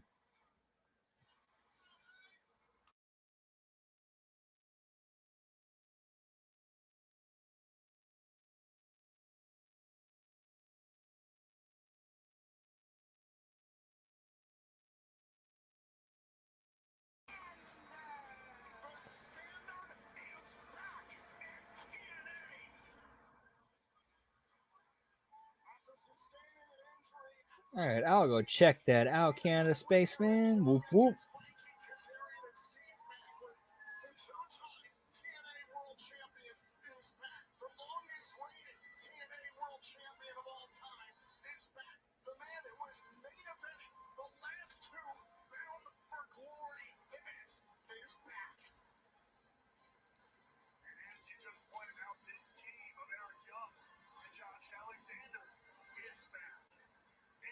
What has seemed to be a bit of a theme in many of the tag team matches here tonight, we have a very well-established team in the ranks here of ABC against a team that may got a couple things under their belt, but still, as far as a true tag team, very new to the game, will that be a factor in this matchup? So this is Chris Bay to start things off against Eric Young, donning a singlet that does bring some memories of Team Canada up, but especially I know that singlet, especially. Okay, yeah, I did see that. I did catch that. Yeah, that kind of felt like I could see how Booker would take that as Vic shitting on him. I could definitely see him taking it that way. I could 100% see how a wrestler would see it that way. 100% Canada Spaceman.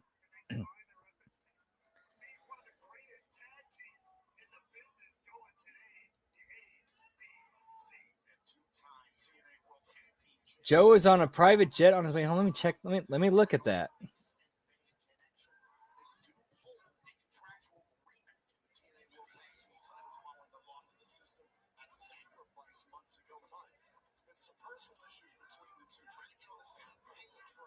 So far, I am not seeing anything. But again, who knows? Who really knows?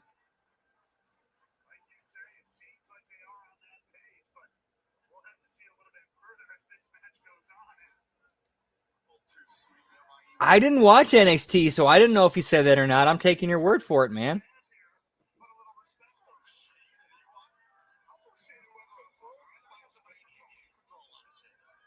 What that tells me is I shouldn't take your word for it. I shouldn't take your word for anything.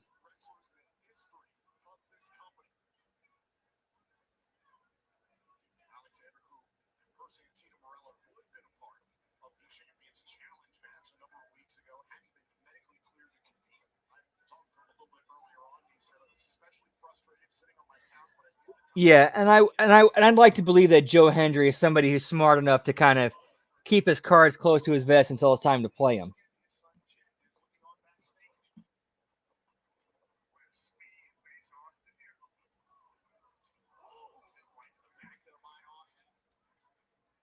No worries, man. Like, dude, it's chat, it's text, it's easy. It's easy to lose. It's easy to miss things in translation.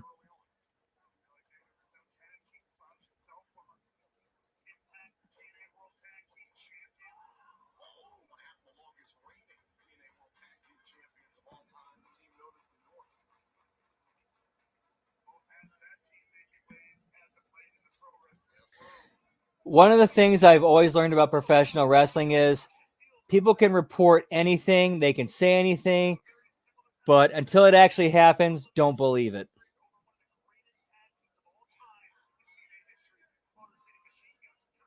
I learned that a long time ago.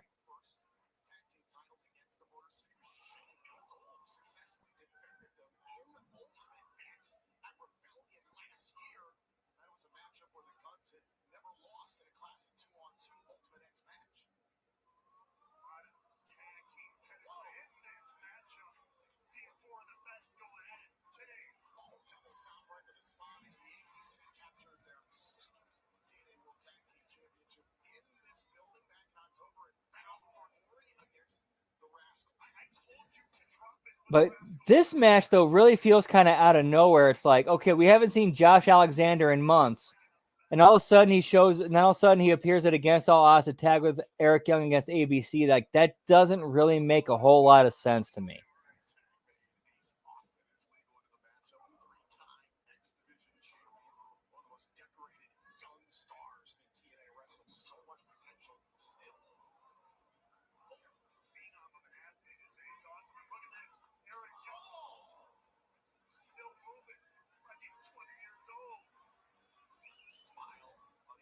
Now, I'm not going to say this is a bad match. This is, for what it is. It's been a decent match. Like, this is the match you want to have on pay-per-view. I just wish this had a little bit more, story and stank on it. You know what I'm saying?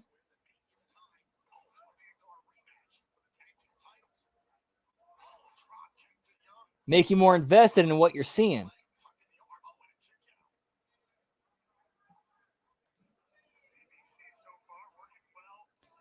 Like, absolutely, like, I can't say anything wrong, negative about how these guys are working or what they're doing in the ring. Like, they're doing a fantastic job. It's just like, I wish we would have had a lot more going into this.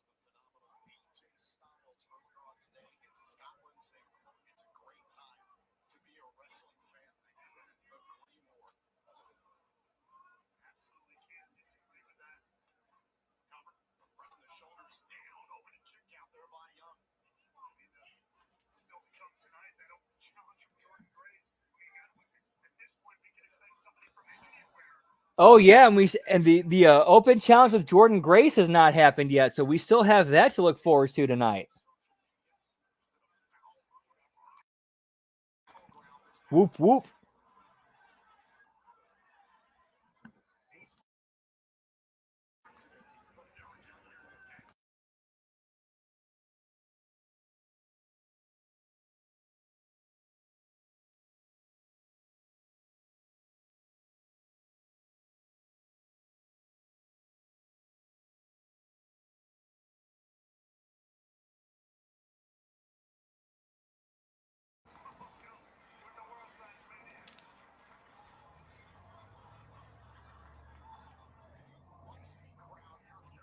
Like, so far, this match has felt like a longer WWE style match. And for pay-per-view, that's actually a positive thing. But again, it's like we need a little bit more going into it than what they gave us to justify this.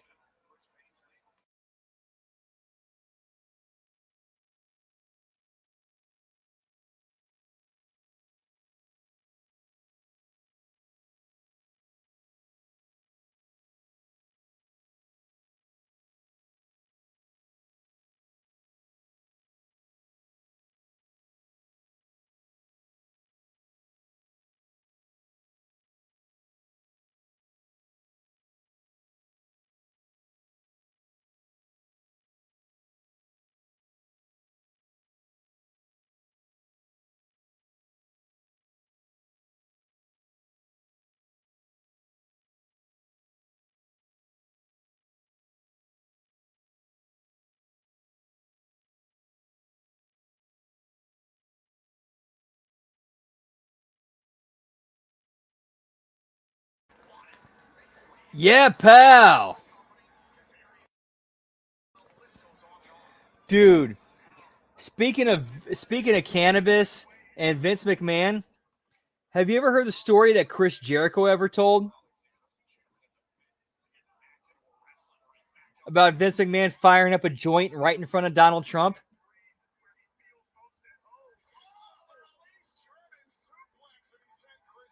Nate Dogg, whoop whoop.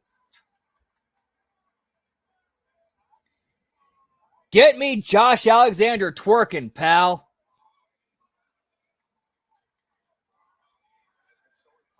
No, I like as soon as Chris Jericho told the story, I laughed my ass off because I had heard all the stories about how Vince McMahon hates cigarettes, hates tobacco, hates nicotine, like hates it. But he has no problem pulling out a joint and firing it up.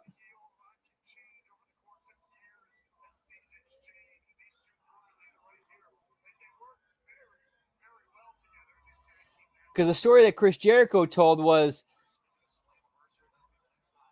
well, the way Jericho told it, he said that it was something that Vince McMahon himself told Jericho.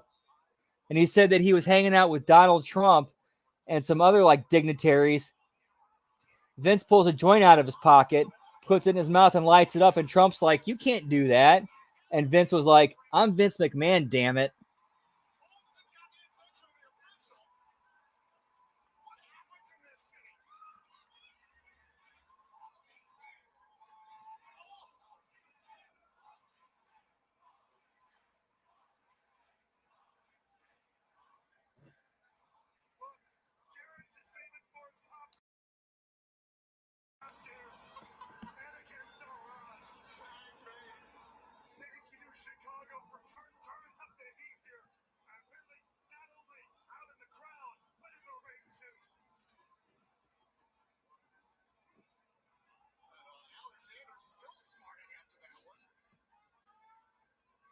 Nate Dogg, whoop whoop.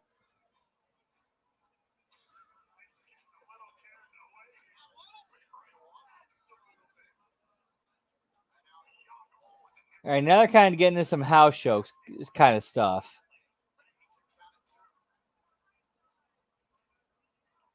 Like some of these comedy spots, like that's more house show. That's more to pop the crowd than, or pop the in-house crowd.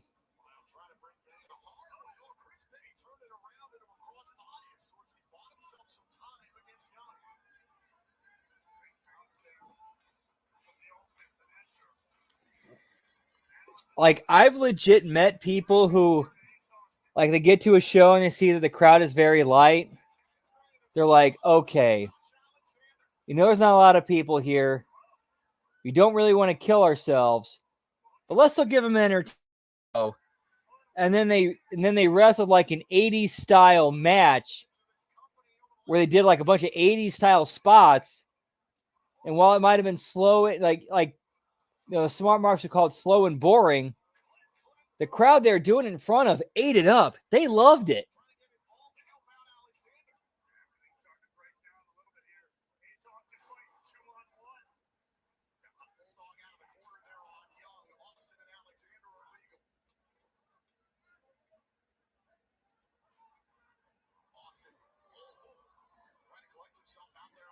This was actually after that, I want to say.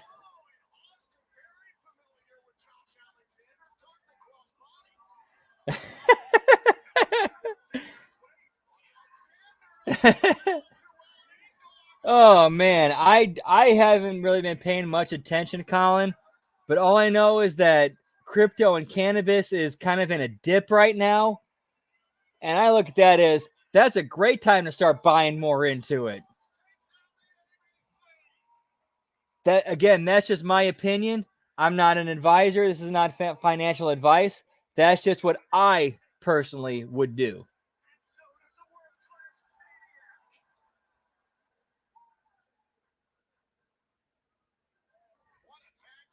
Bruh, he could that could be their green shirt guy, man. Chris, that could be their green shirt guy, bro.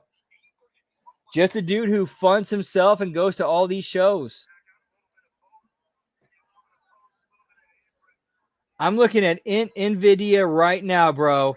I'm looking at them right now because I know that they're a hot ticket player. One sec, bro.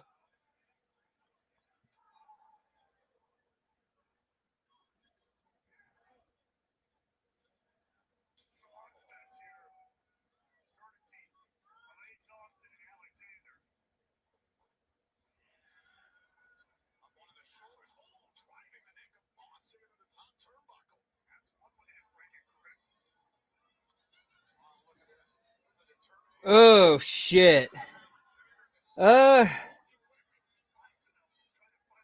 Looking at their again, as Trades would say, when in doubt, zoom out. Looking at it, if I do get into Nvidia, I'm gonna wait for a bit more of a dip before I get into it. Again, that's just looking at their 5-year chart. Yeah, and their 1-year chart. Yeah, I think I'm gonna wait for a little bit of a. Oh, okay. I did not know that. Okay,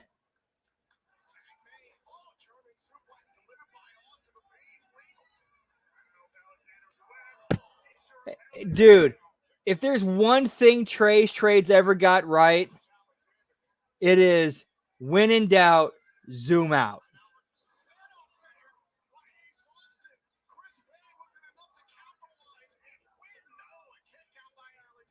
That is one thing he did get right.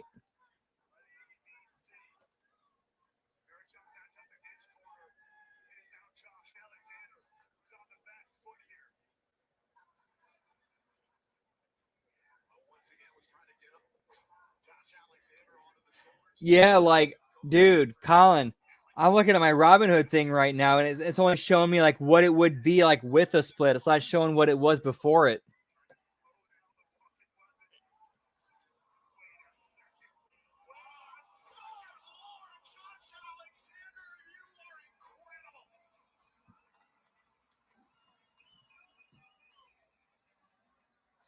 But yeah, I guess I will add Nvidia to my list for sure.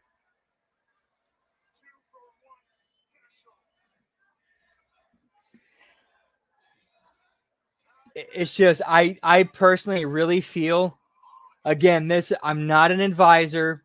This is not advice. I am simply giving my personal opinion.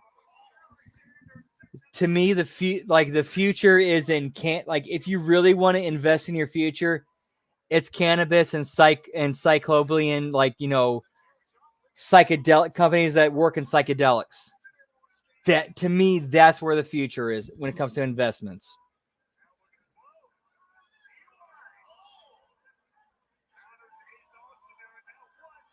Nice, Gam.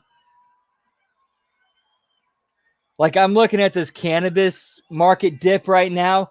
I'm seeing opportunity, baby, to get in at the cheapest I could possibly can.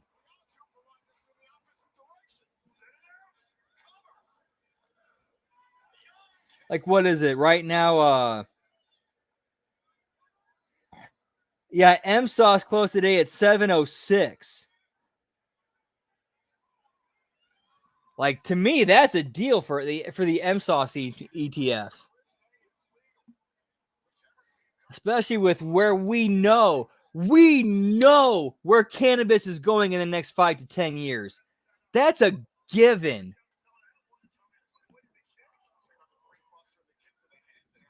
Yeah, get some Cybin, bro.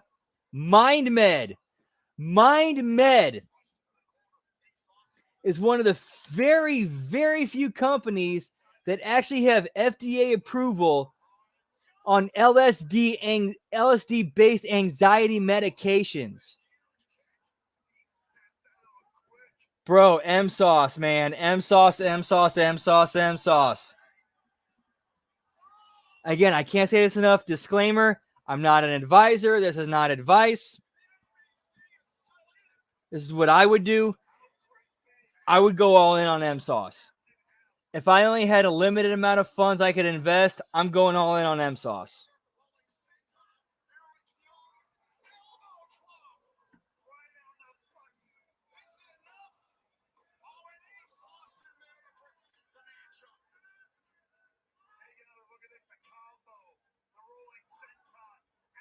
For real.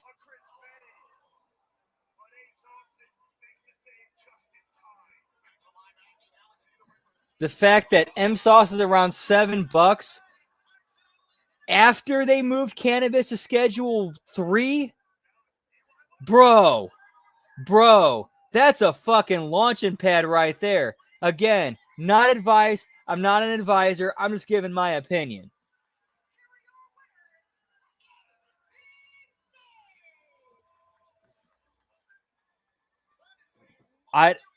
Chris, I'm not speaking for HMG. I'm not an advisor. I'm not giving advice. I'm simply saying what I would do. I'm investing in cannabis, Cyclobin, and cryptocurrency. That's where my money is going into.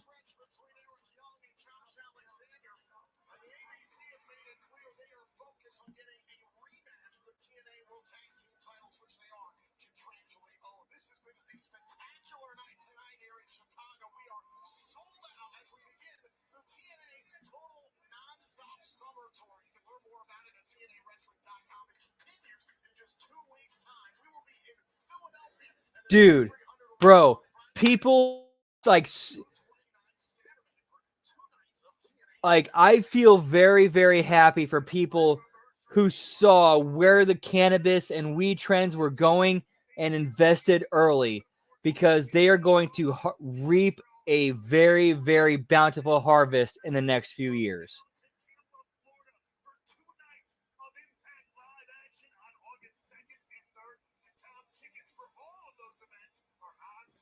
Again, this is not advice. I'm not an advisor. I'm simply giving my opinion as a private individual. Bro, love that strain. Love that strain. That's so delicious. There is for sure a green wave on the horizon in so many more ways than one. Okay, this could be interesting. Let's see who answers Jordan Grace's challenge. They threw up the NXT logo on there. They're showing the NXT footage. So who knows? We'll see. We'll see how this goes. I think it's going to be the smart money says Tatum Paxley. I'm hoping it's Natty. We'll see.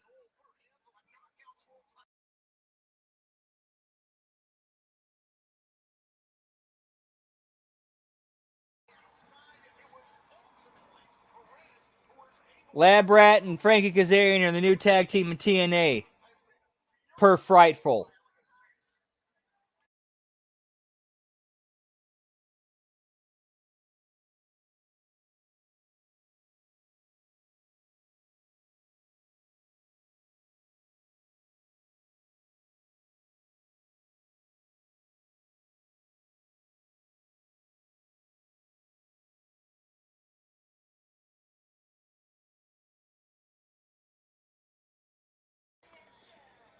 Whoop, whoop.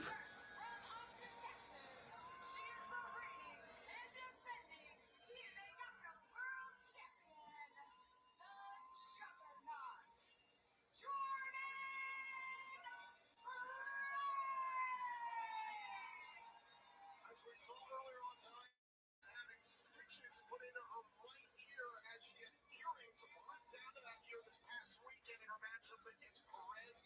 Perez, amidst the chaos, handed the Juggernaut her first loss in a year. So the question is, who is going to step up and challenge the Juggernaut for the Knockouts World title? I can't wait. Man, I have not started growing my own stuff yet. I have to try. I gotta try. And now, answering for open challenge. All right, let's see who it is.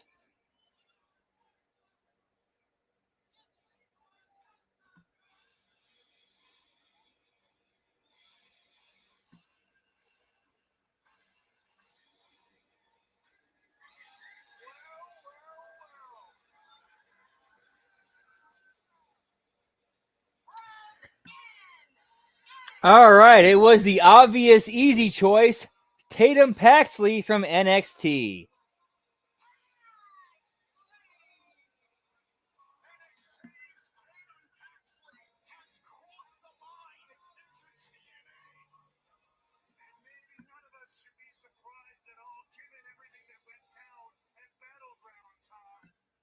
Again, I can't be mad at this choice. They kind of built to it.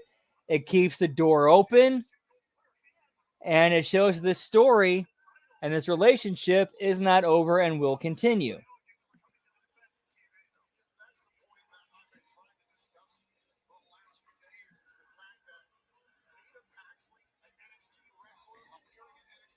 Agreed. This should not be a super competitive match. I'd say this should be like a 70-30. 65-35 at the most.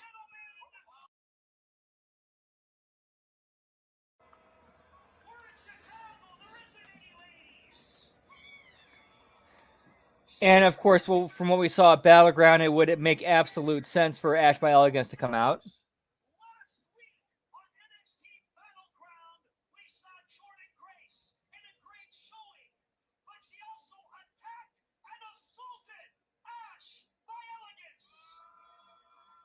She deserved it.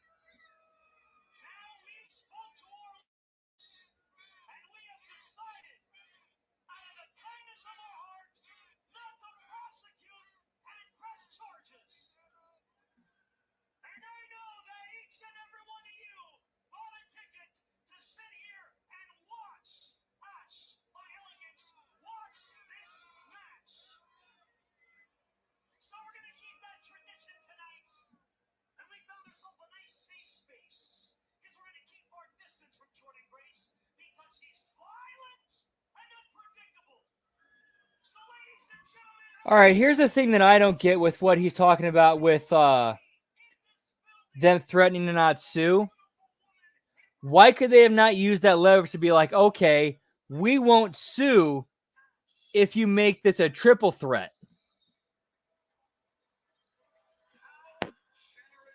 And then you have Ash by Elegance pin Tatum Paxley. That's how Ash gets the Knockouts title. Then you can have Jordan Grace going after the NXT Women's title.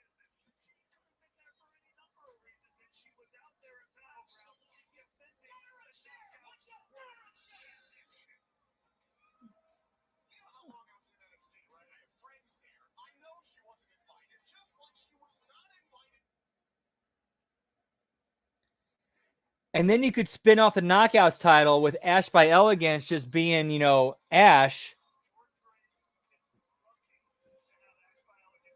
And then you could have Giselle Shaw seeing Ash as kind of like what Giselle thought Giselle was. Overcome and conquer Ash by Elegance and become a Knockouts champion. That's where I'd go with that, in my opinion. Bro, I got green lights by me, man. They're great. I love them. That's my go-to dispensary.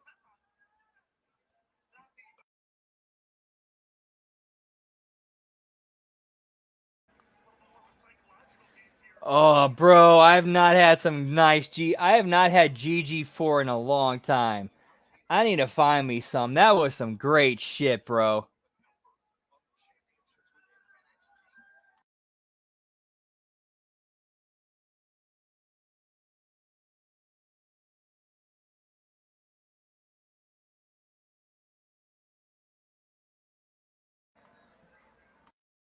Whoop, whoop.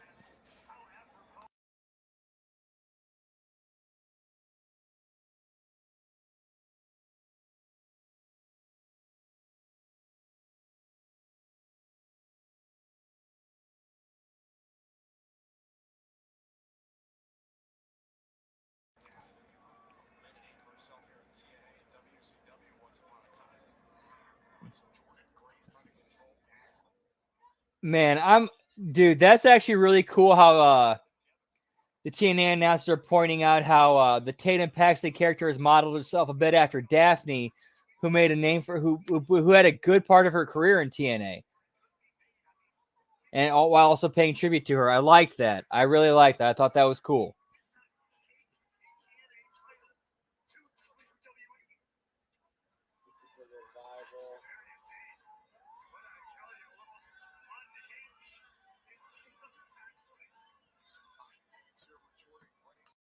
Whoop whoop.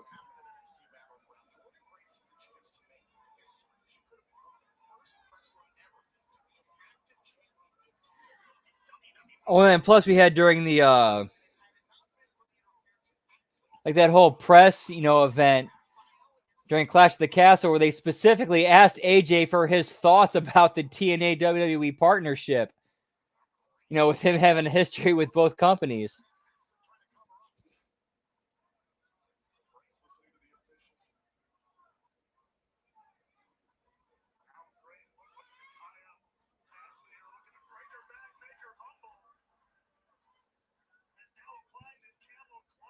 Yeah, for real, dude. Like you have TNA announcers getting Tatum Paxley's character over than all of NXT. Like, bro, what the fuck?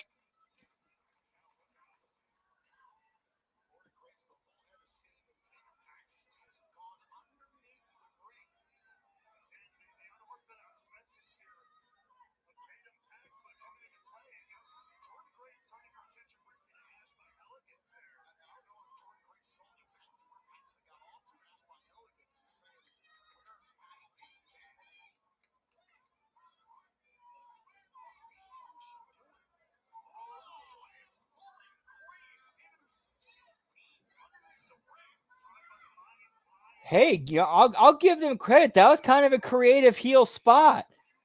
The creative, plays, sneaks underneath the ring and lures the babyface in and then pulls her in and then uses the structure of the ring as a weapon. I like that. That's creative. I like that. It's different.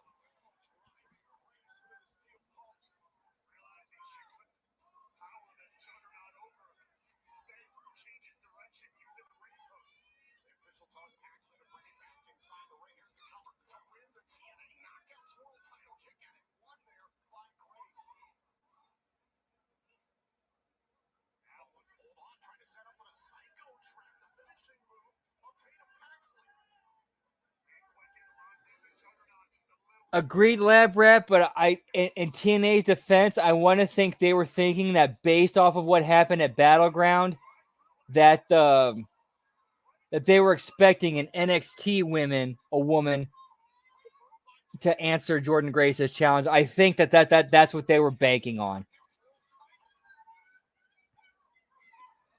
Like they wanted to they figured the crowd and the people buying knew that an NXT talent was going to answer Jordan Grace's challenge. They just didn't know which one, but they choreographed which one, with the finish to what happened at Battleground.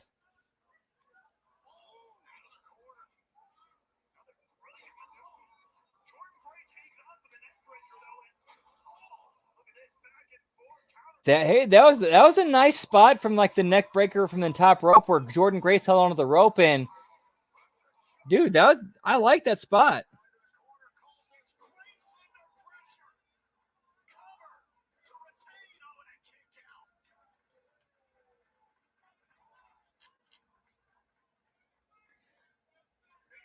Tatum, yeah.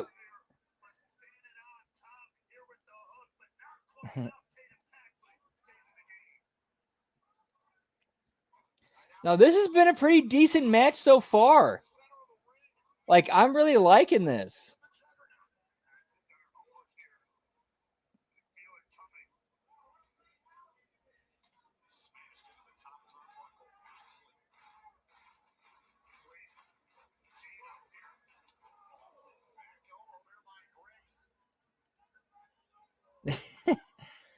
Go Paxton Tately. Whoop, whoop.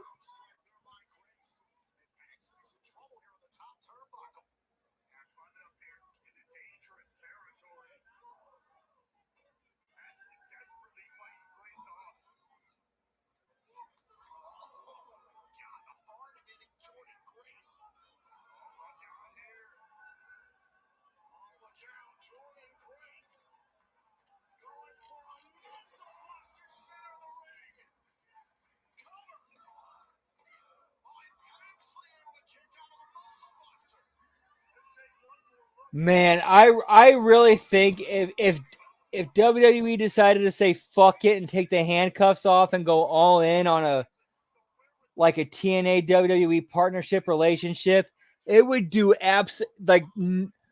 there's no loss for them in that at all. They could only gain from this because you have that TNA history, that TNA library that you can use to enhance your stories on camera, man. Like, how can they lose from that? That doesn't make any sense to me. They can only gain from this relationship. In fact, both sides can only gain from this relationship. Like, I don't see any loss in this partnership on either side at all.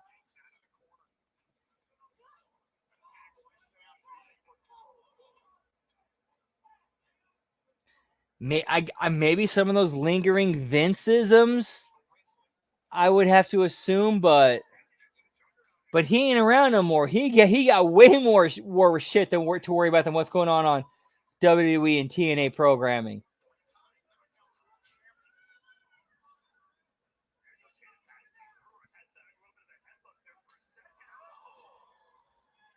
No doubt, Lab Rat, they could easily surpass AEW as the number 2 promotion. And who knows if that might be WWE's motivation of doing that is just like as a ha fuck you to stick it to AEW.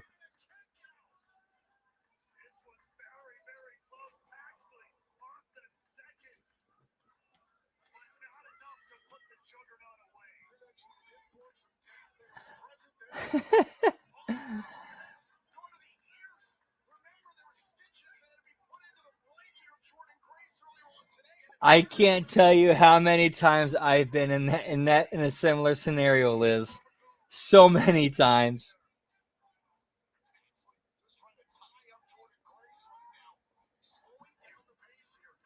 Dude, both of these women have done a fantastic job in this match. I can't say anything negative about it.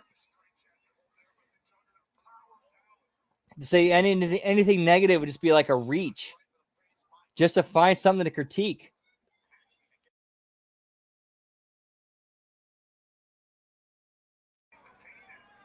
Whoop, whoop.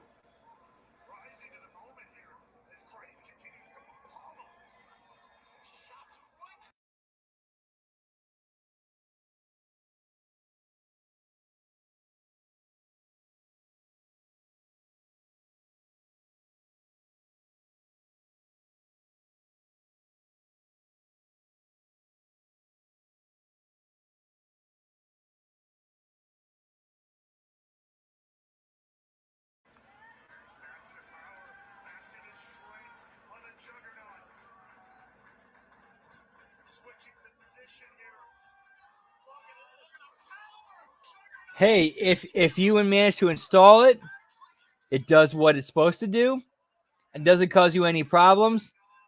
Yeah, that's 100% a victory. 100% a victory, Liz. And whoop, whoop.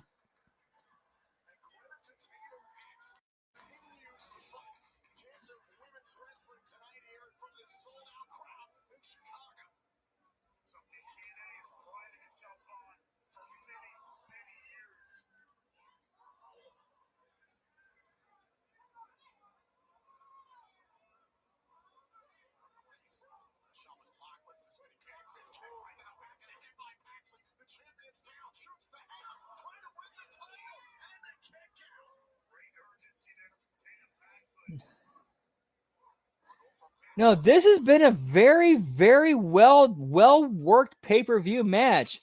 But credit to both women in this.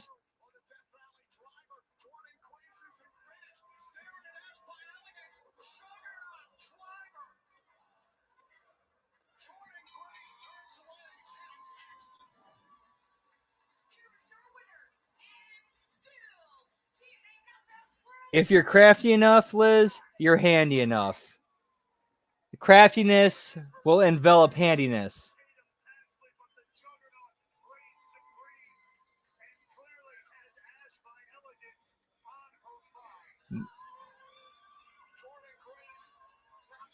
Mind over might. I 100% believe that. I believe it's a 60-40. 60 mind, 40 might. Overall in life, in my opinion.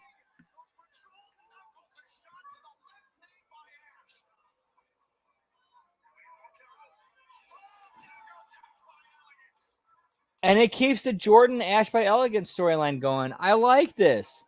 I have not found anything negative to say about this entire match and everything involved in it, other than just like, okay, I got to find something to pick out and criticize.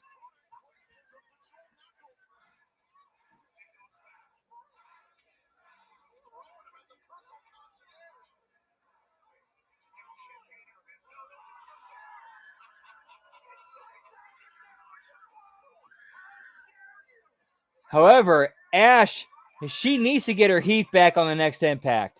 Ash absolutely needs to get her heat back on the next Impact. I'll say that much. If they drop the ball on that, okay, I'll call that a fuck up.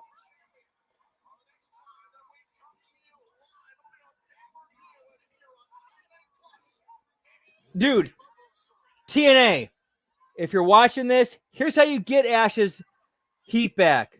On the next Impact, the very first Impact after Against All Odds, you have a segment that ends with Ash by Elegance smashing a candy glass. Notice that I said candy glass champagne bottle over Jordan Grace's head. That's how you get her heat back.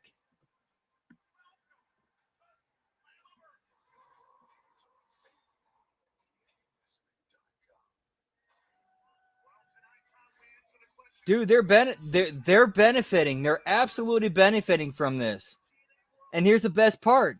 WWE is as well, so they're going to actually invest in it because they know that helps them as much as it helps TNA. And TNA's progression doesn't hurt them.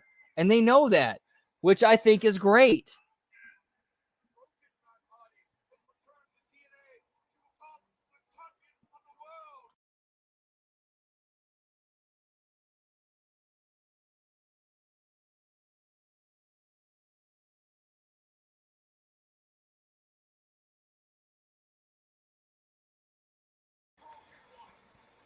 Whoop, whoop.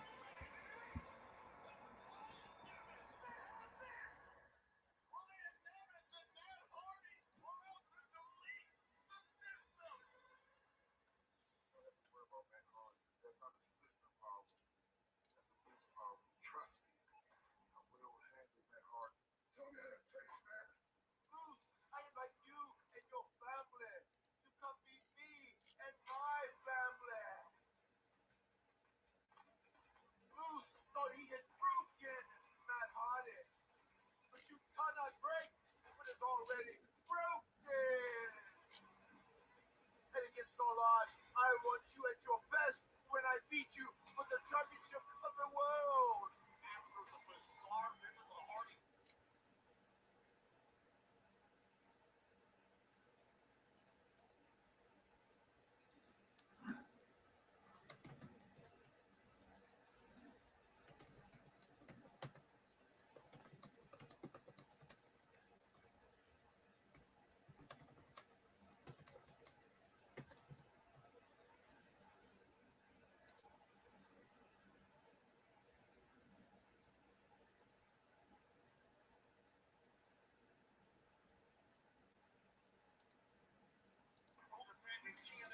Whoop, whoop.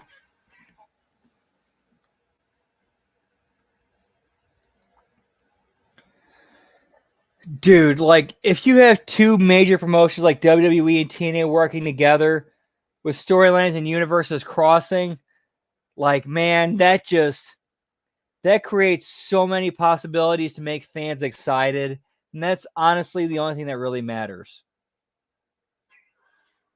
Not only his opponent tonight, the world champion moves, but the entire system. The question is, has broken that Hardy broken the mind of Moose? The visit to the Hardy compound was so bizarre and mind-bending that Moose was transported all the way back to his NFL days. The lake of reincarnation does some strange things to people. Anything involving this freak and the Hardy compound does strange things to all involved. The two-time TNA World Champion, Broken Man Hardy, looks to procure the championship of the world tonight and against all odds.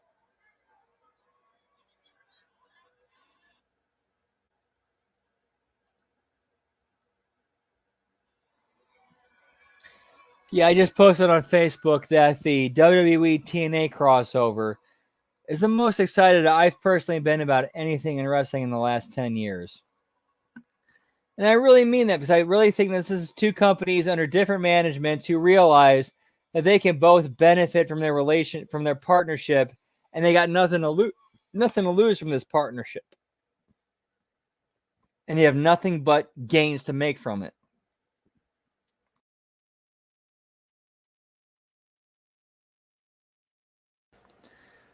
We got Michael buffering going on. We might need to change this shit up. 1 second.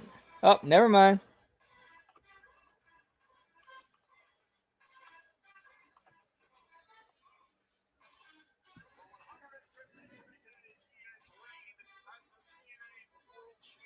We absolutely need an R-Truth appearance on a TNA show. And he forgets where the fuck he's at. We absolutely need it. That would be brilliant. Because we know R-Truth, Ron Killings, is smart, intelligent, and entertaining and funny enough to pull it off.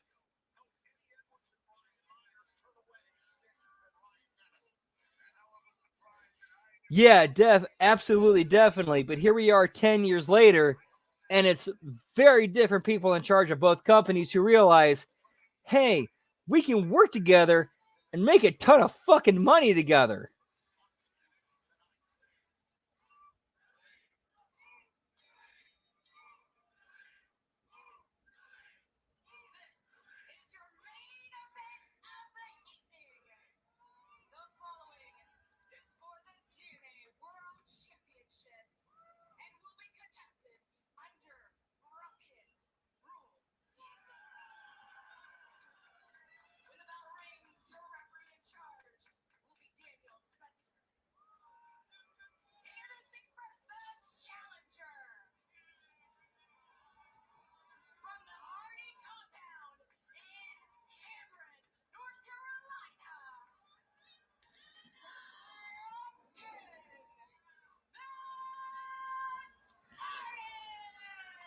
Dude, absolutely. Dude, what? Oh, I just thought of something. What if we had a segment where R-Truth wanders onto the Hardy compound and Miz follows them there? Dude, there's so much content you could get out of that. So much content. Not just content, entertaining content. Yes.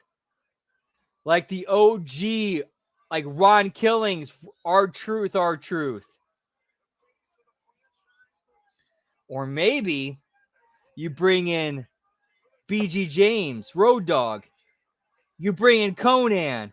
We get the OG 3 Live crew.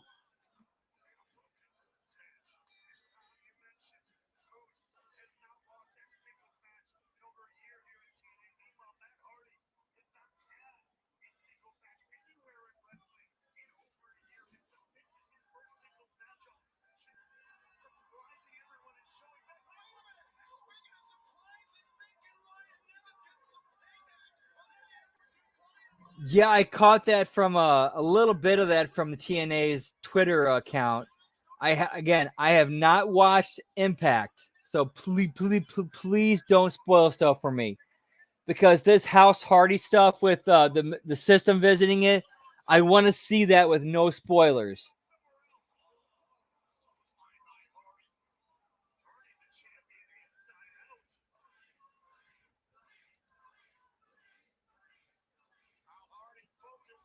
Dude, even if it's him getting one last run with the TNA title, Ron Killings deserves one last world title run. Whether it's in TNA, WWE, who cares? The guy deserves it.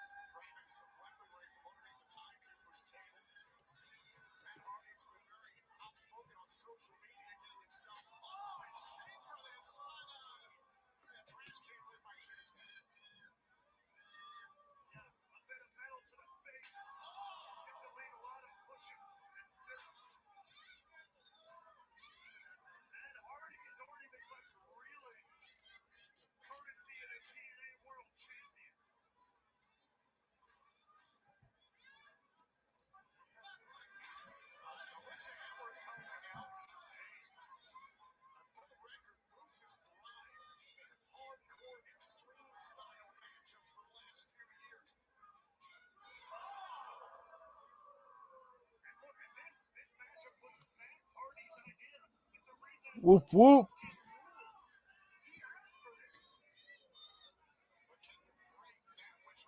Doing a main event. Whoop whoop.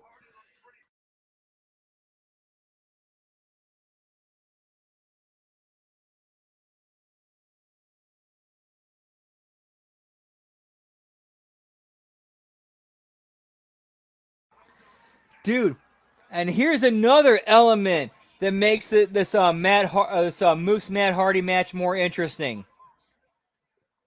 Jeff Hardy's AEW contract expired like a day or two ago, so he's a free agent.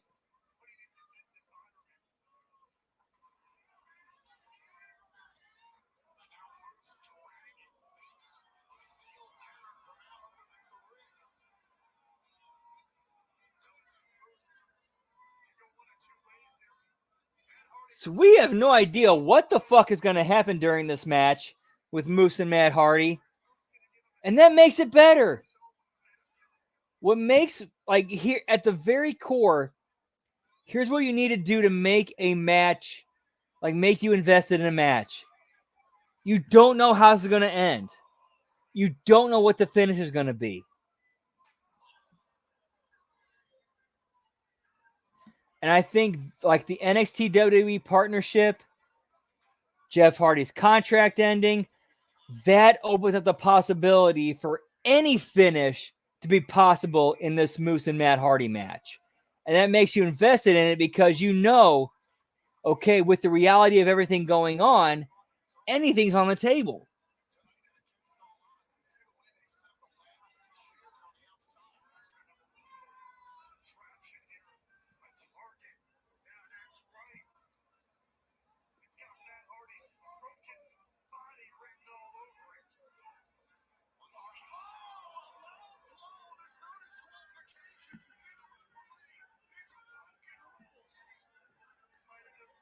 Broken rules. Yes.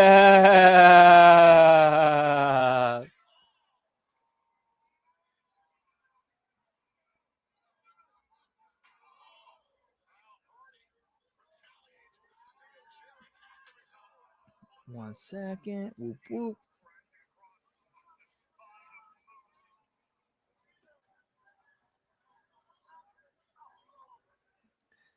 Giggity, giggity, whoop, whoop. Dude, if they did a catering Royal Rumble and with the winner getting a shot at the X Division title and they upset Ali, that's actually a great way to build a new character. That's actually a great way to build a new character.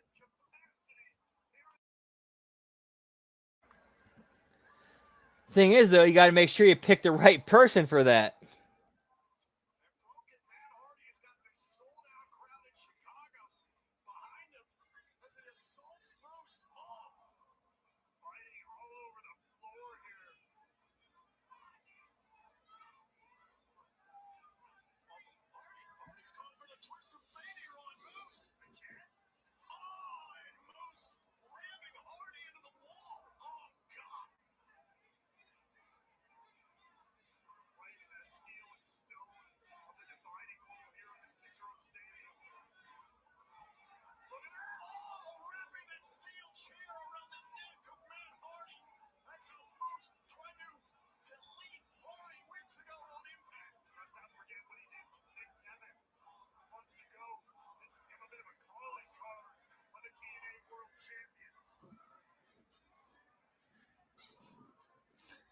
Moose, moose, moose, moose, moose, moose, moose, moose, moose, moose, moose, moose, moose, moose, moose, moose, moose, moose.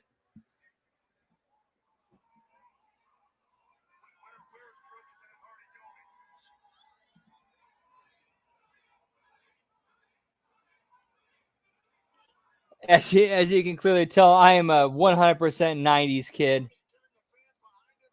Moose, moose, moose, moose. Moose, moose, moose, moose. Moose, moose, moose, moose. Moose, moose, moose, moose. Moose, moose, moose, moose. Moose, moose, moose, moose. Moose, moose, moose, moose. Moose, moose, moose, moose. Moose, moose, moose, moose. Moose, moose, moose, moose. Moose, moose, moose, moose. Moose, da-na-na-na-na-na, moose, da-na-na-na-na-na, moose, da-na-na-na-na-na-na.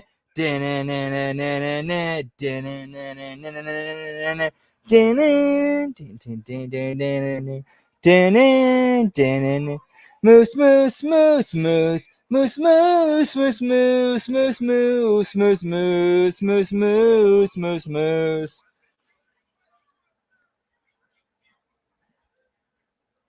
Yes, take Smells Like Teen Spirit and replace the lyrics with Moose. Whoop whoop.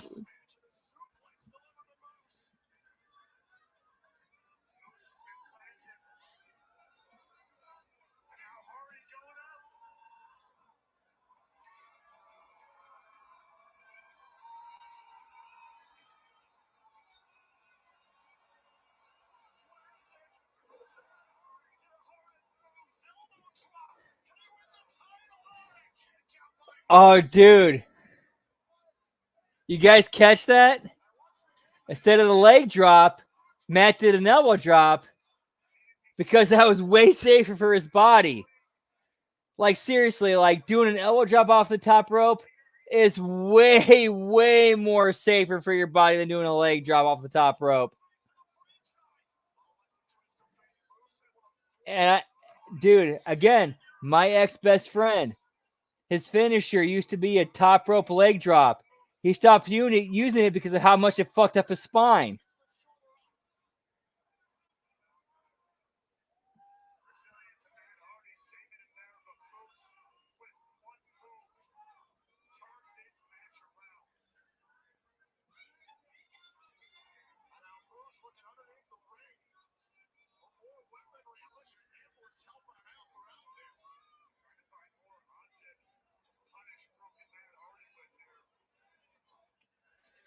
Yeah, guys, if you are just joining us, We did a Smackdown Watch-Along earlier, but we were watching a stream that had already been taped with no commercials.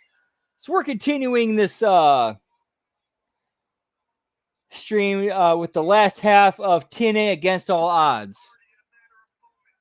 Why ex-best friend? Well, hopefully if that individual is watching this, it's because that individual decided that our relationship meant absolutely nothing to him, and he decided to abandon and forget about me. So that was his choice to end it, not mine. I had no intention of ending it. I loved him. I thought of him as a big brother, but he decided he found a new cowboy toy to play with that was more important to him than me, and he kicked me to the curb and forgot about me, so screw him.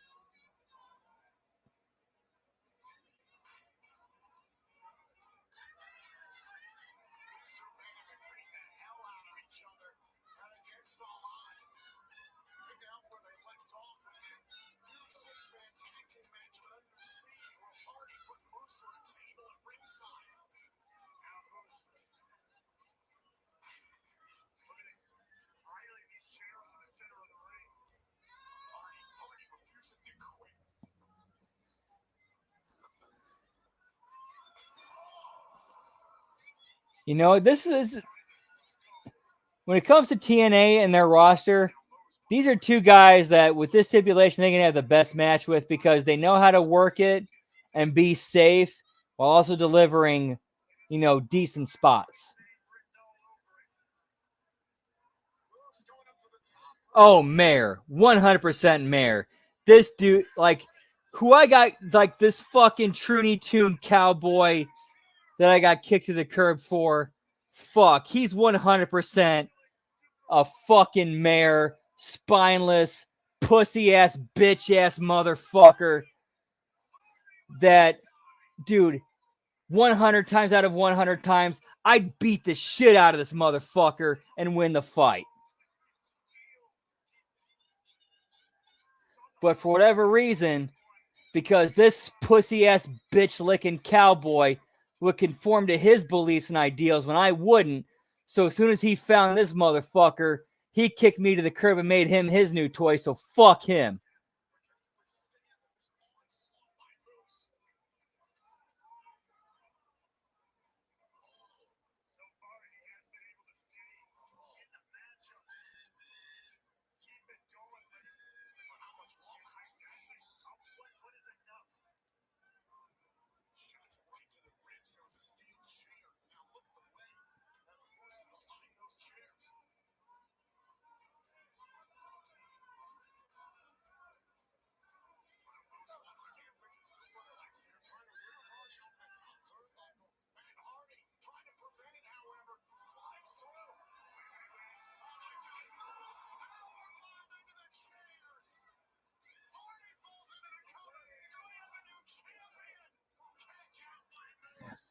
I will say so far,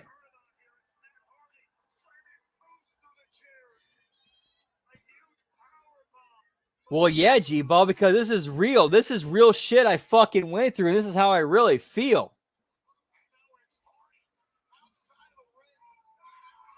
A fucking dude I gave 15 fucking years of my life to, and all of a sudden he finds somebody who conforms to him and his beliefs, so he kicks me to the curb in favor of him and forgets about me. Yeah, fuck that motherfucker. I fucking love this dude like a fucking older brother, and then he forgets about me and has the fucking nerve to call me a snake. Like, fuck you, you son of a bitch. I fucking gave you everything, and all of a sudden, as soon as you found somebody who conforms to your beliefs, you kick me to the curb and forget about me and start showering love on him. Fuck you.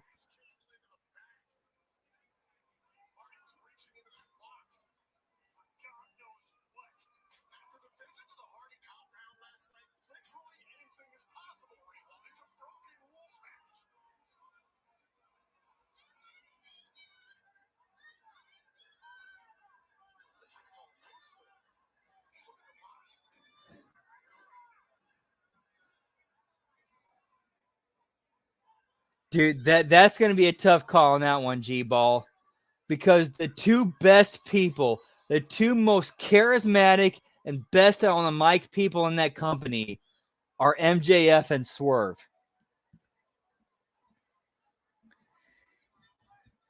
Like, to me, MJF and Swerve are the Rock Austin of AEW. That's my opinion. I think both of them have the potential to reach that level. The problem is, though, that I don't think AEW is the right platform for them to reach that level.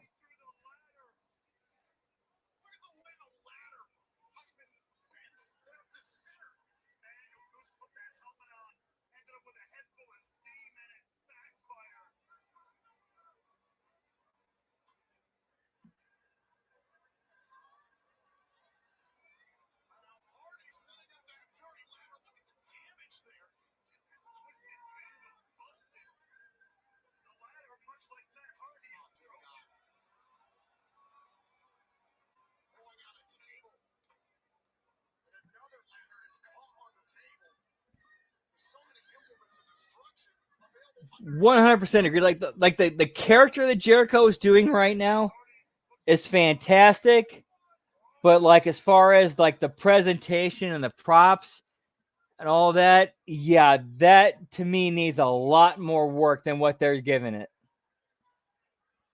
Like the learning tree segments and the sets look like they're set up by a 4th grade elementary class.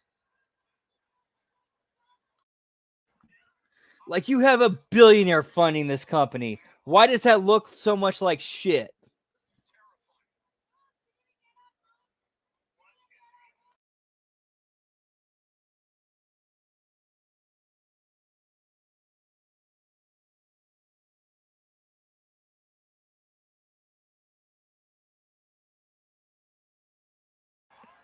Whoop whoop.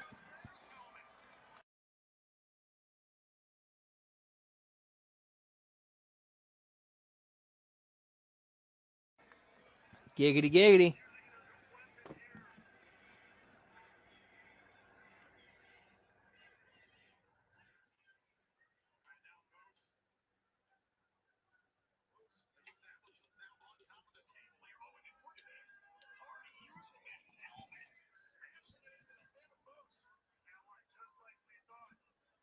Dude, I'm with you, G-Ball.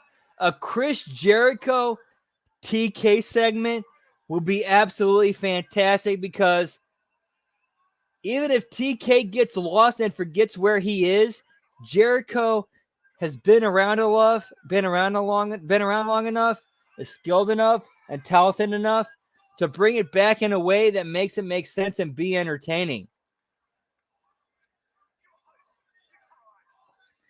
Like, Jericho's pros would more than outweigh Tony Khan's cons for something like that.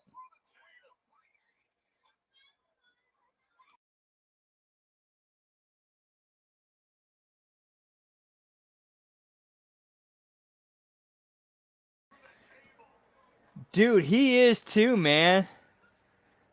He is too. Brian or Christian, they're both fantastic.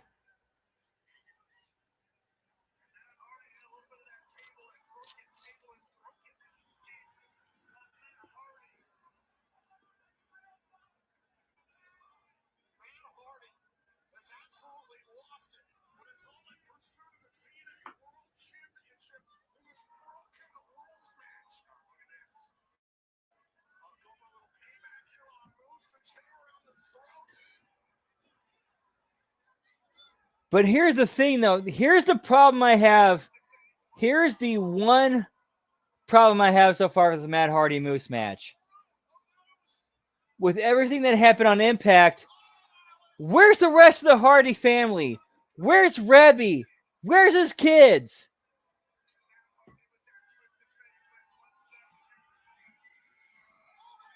Okay, there's Rebby. There's Rebby. Where's the kids?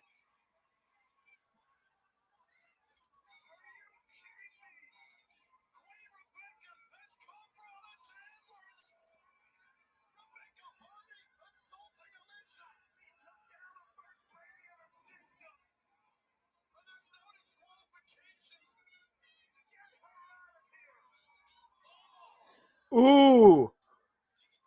Ooh, I just thought of something. What if Rebby Hardy decides to come for the TNA Knockouts titles and she picks Giselle Shaw as her partner? I'm with that. I like that. I could get with that.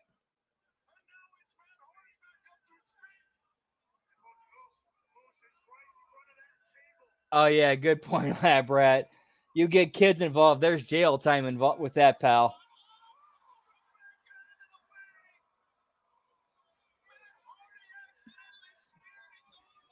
Dude, I'll say that was a great spot.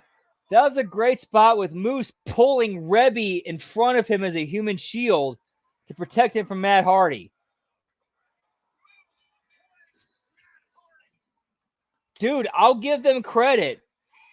The idea behind that finish worked and that it protected everybody involved. Execution could have been better, definitely, but the idea was there and I liked it.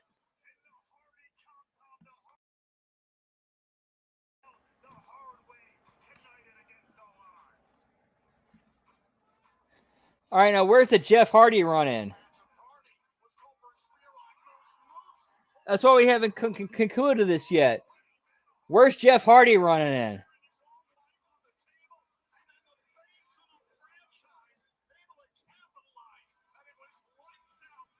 Brother Nero! Brother Nero!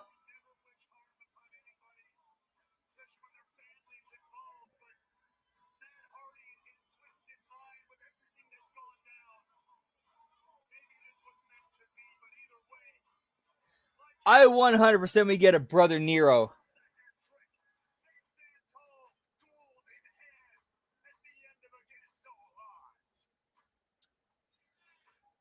From everything I've read, it is currently up at the moment that we are speaking, Liz. His contract is currently up at the moment, from everything I understand.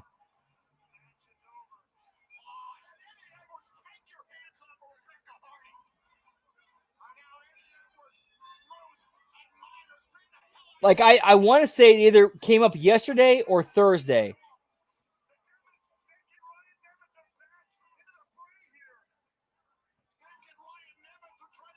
I like this. I like setting the Nemets out there that are even the odds, but they get outnumbered.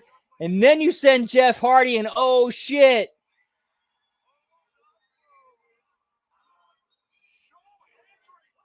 Or shit, send Joe Hendry out. Fuck it. Get him over. That's even better. I like that.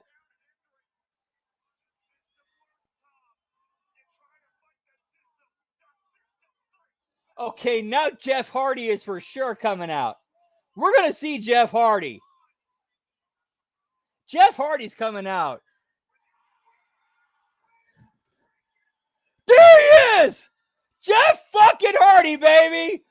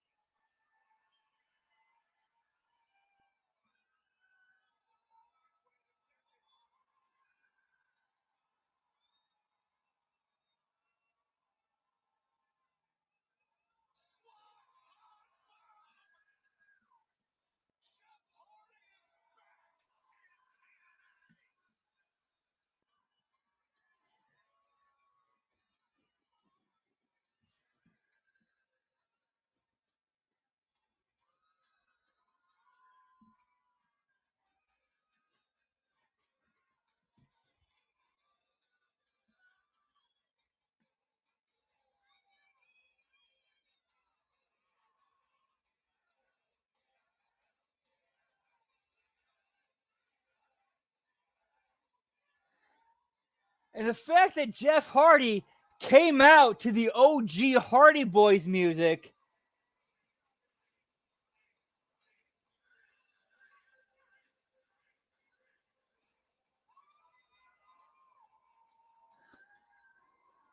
All righty, guys.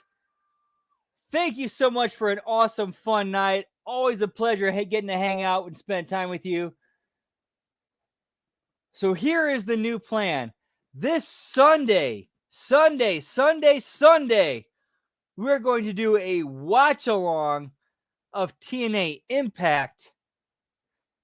It's going to be I know it's going to be a few days late. It's going to be a stream of an old of the OG show. We're going to be hanging out. It will be 9 o'clock Central, 10 p.m. Eastern. Hope to see you there. Much love to you guys.